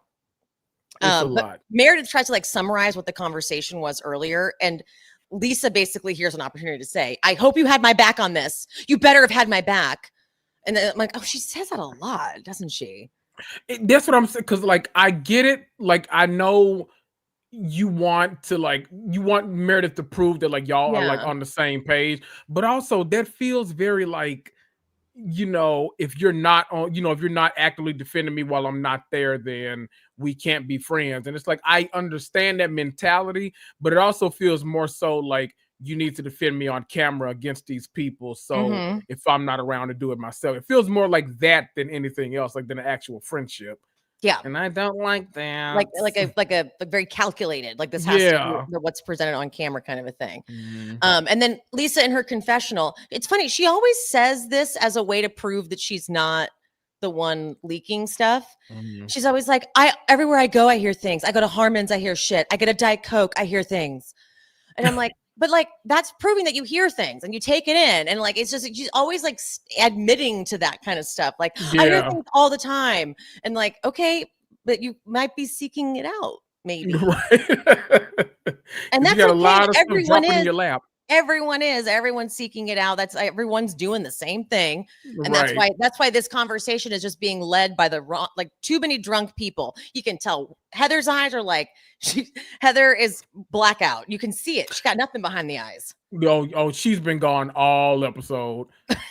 In that bedroom. I think the moment to me that summed up this episode when they were talking and she was just laying there and she's kind of like this. She's like, "You should go and get Meredith." And then Whitney backflips off the bed to go get her. I was like, "This is so silly right now." Both of them are so gone. Happy you remembered to bring up the backflip because I loved that actually. Like that was just proof of how wasted you two are. Because she was like, "Let me go get her," and somersaulted. And Whitney, Heather had no reaction. She's like, "That's normal." Exactly. Yep. That is normal. Heather didn't even laugh. Heather was like, "That's exactly the way you should have done that." Exactly. That is how you go get Meredith. Yeah. That is how you somersault backwards and then you go get her. That was exactly that. My God. Okay, so now they're talking all over each other and it's getting intense. But these are when the funny cutaways to Angie and Mary, and then like the crew reacting, like it was like the perfect reprieve from these little moments. You know, very needed. I don't really know how much I need to get into with like the dialogue here because we're getting to the point where it's almost at 2 hours this fucking recording. And we get the gist of where I'm thinking this is going. Like Heather's wrong for bringing it up like this. Lisa, it's like it's all over the internet. Why am I responsible for what's on the internet? A lot of that back and forth. But then Lisa starts having to leave. But the best is the crew is still trying to get shit done. And I didn't mention this, but after Meredith took her water glass and poured it into their lap, someone comes out with a wet vac. Yep. Wet vacs, and they don't stop. They're wet vacking, and they're continuing to fight. Not even phased. The crew, I almost feel bad because the crew is like blatantly ignored this entire time. Heather is not nearly sober enough to like, the man brings her food. She does not. He's like, do you want He's this? like, please let me put it down. Let me put it down. He moves like, damn. None of this. Put it down. Totally. That's so funny. Oh yeah, and like the chef always comes out and walks them through courses. He walked outside and Lisa is standing up, walking away, but then coming back. And Heather's like, "Get off the yacht. If you can't listen to my feelings, Lisa, get off the yacht." So Lisa's stuck on that. And then Chef Ben just kind of like backs out. He's like, right. He's like, "I don't need this." He's like, they don't care. And honestly, it would have been so embarrassing if he was like, "So right here we have whatever." They're like, "They're not listening. Just go. Save yourself." You know what? It almost makes me wonder if they ever thought they were going to get their like typical episode moments while filming with them, or if they knew for a fact they were like, none of this is going to go the way it's supposed to. It's the Salt Lake City Housewives. We need to just prepare for a lot of cleanup, a lot of just like no acknowledgement. We need to prepare for a lot of stuff that we normally maybe wouldn't on a typical like Tuesday episode. Let's just go on. Totally. They're like, they're not going to remember we didn't hit these points of service. Right. Lisa kept grabbing Heather's face, and that was kind of weirding me out. I'm like, if someone grabbed my face, I'd be like, don't. It's like I would naturally recoil. No, you know, we're skincare people too. Like, have you washed your hands recently? Like, what's going on? Like, get out of here. No, don't touch my face. With both hands, I'm like, don't cradle my face. That would make me feel very uncomfortable.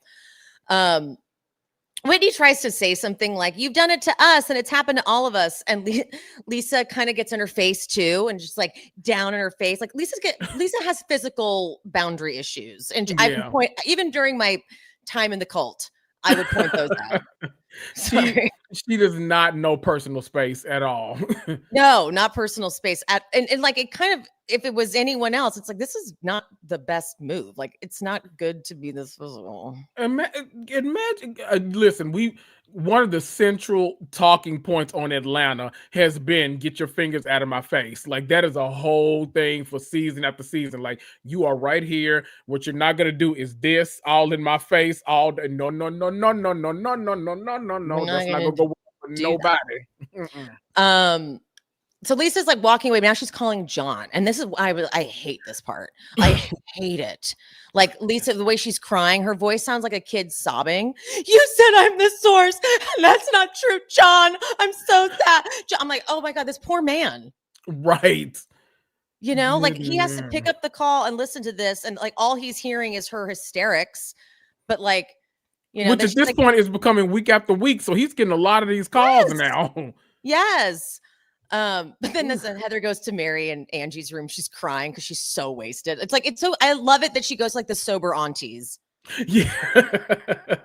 You know, and they're like, they're giving her encouragement. They're like, you did a good thing, Heather. You did a good job. And she's like, okay. But like Heather has, I think, extensions in, and the top of Heather's hair, which is real, is all curly. And the extensions are straight. It's a mess. That'll get every bitch ever. Like it all, you can't hide it.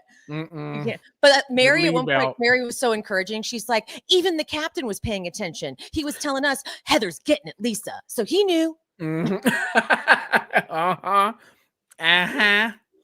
it, girl.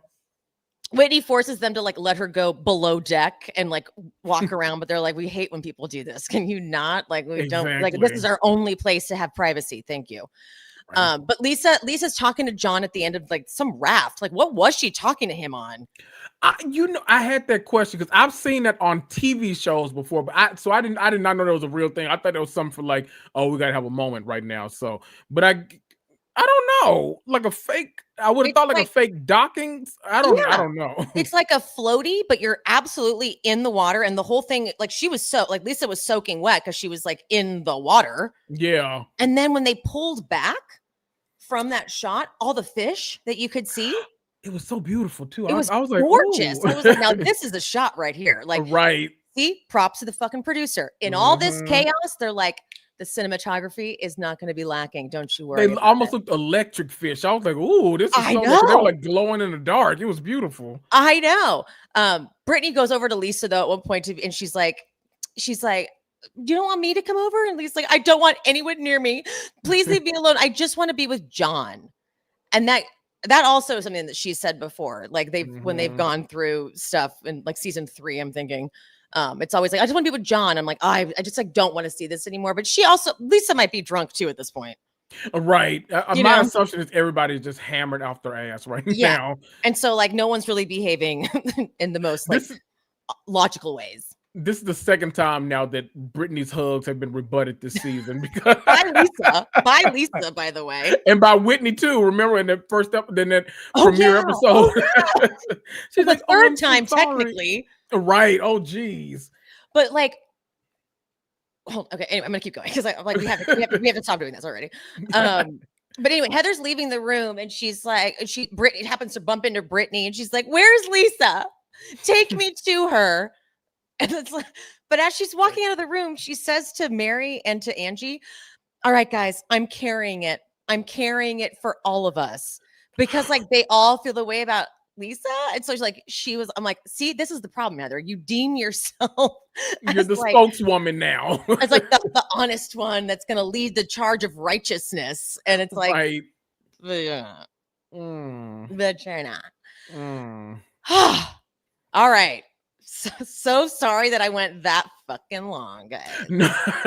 Well, I have a question. Someone made a gosh, I wish it was oh gosh, y'all know me and these names. I cannot read. Let me see. Is it Cineray Colbert in the comments? She said, I wonder what type of tip they leave them. Oh, that's a question very important. I'm wondering because like technically like this is something beneficial for both of them. I'm wondering if Bravo leaves a tip or do you think the actual cast leaves a tip, or like how do you think this goes? Because technically it's a crossover episode. They're both paid by Bravo. Because on the regular Below Deck, they leave the big envelope. Like, they absolutely pay, like the guests pay. But that's an interesting thing. I don't know. That's a good question. Because that tip better be huge. For all they've endured on this one damn day. Oh, this is day one. I think we're getting 3 full episodes. I would assume, yeah. And what's crazy is that like they are literally trapped on this yacht together. So this is night 1. Goodness gracious. I know. The content that comes out of the show. All right, let's freaking wrap us up. Let me get us out of here. Oh, wait, before we go, we got some super chats. Thank you. Oh, thank Emmeline, you for the super chats. yes. Emmeline Catherine said, finally made a live. Here's to another live show 26. Emma? Hold on. Is that my girl, Emma? Oh, hey, girl. Hey, girl. Chloe Roberts, thank you. Chloe Roberts, thank Chloe, you. week after week. Chloe is in there. Hi, Chloe. You're just too kind to us. With the kitties. Yeah. The kitties. All right, well, guys, we will. Oh, wait, Kendrick may not be here next week, right? Yeah, I think I will be back in time, y'all. I leave Memphis on Thursday. I'm going to Virginia for a couple of days. You know, my cousin's getting married. I don't know what all I'm going to be doing there. I have no idea. I have not been checking group chats. Okay, but my plane is scheduled to be back in time. But if y'all have been traveling recently, God only knows. So right now, I'm planning to be here. But if I'm not, then I will see y'all the Sunday after. Yeah. Okay. Regardless if Kendrick is here or not, I will be recapping live with you guys. We've established enough. This is a safe enough space now. Safe enough space. What? Wait a minute, Johnny. Don't come for me. Johnny Tsunami said Kendrick is never home. Wait a minute now. Okay. Not really, but I am sometimes. Okay. Well, Kendrick just has more of a life. That's all it is. That's literally all it is. But Kendrick, thank you so much. This was a time. I appreciate you being here. Letting me talk about it. Love you guys so much in the chat. We will see you next week. Bye. Bye. Thanks for tuning in. We hope you enjoyed the show. And make sure you're subscribed to and following the I Cannot with Kendrick Tucker podcast and with Kendrick Tucker on Instagram and Threads. She's Speaking with Emily Hanks is available everywhere you get your podcasts, on YouTube, and also exclusive bonus content is available on the Patreon. If you want to support our shows, please rate and review on whatever platform you listen, or you can buy us a coffee. Links for everything will be in the description. Love you all. See you next Sunday.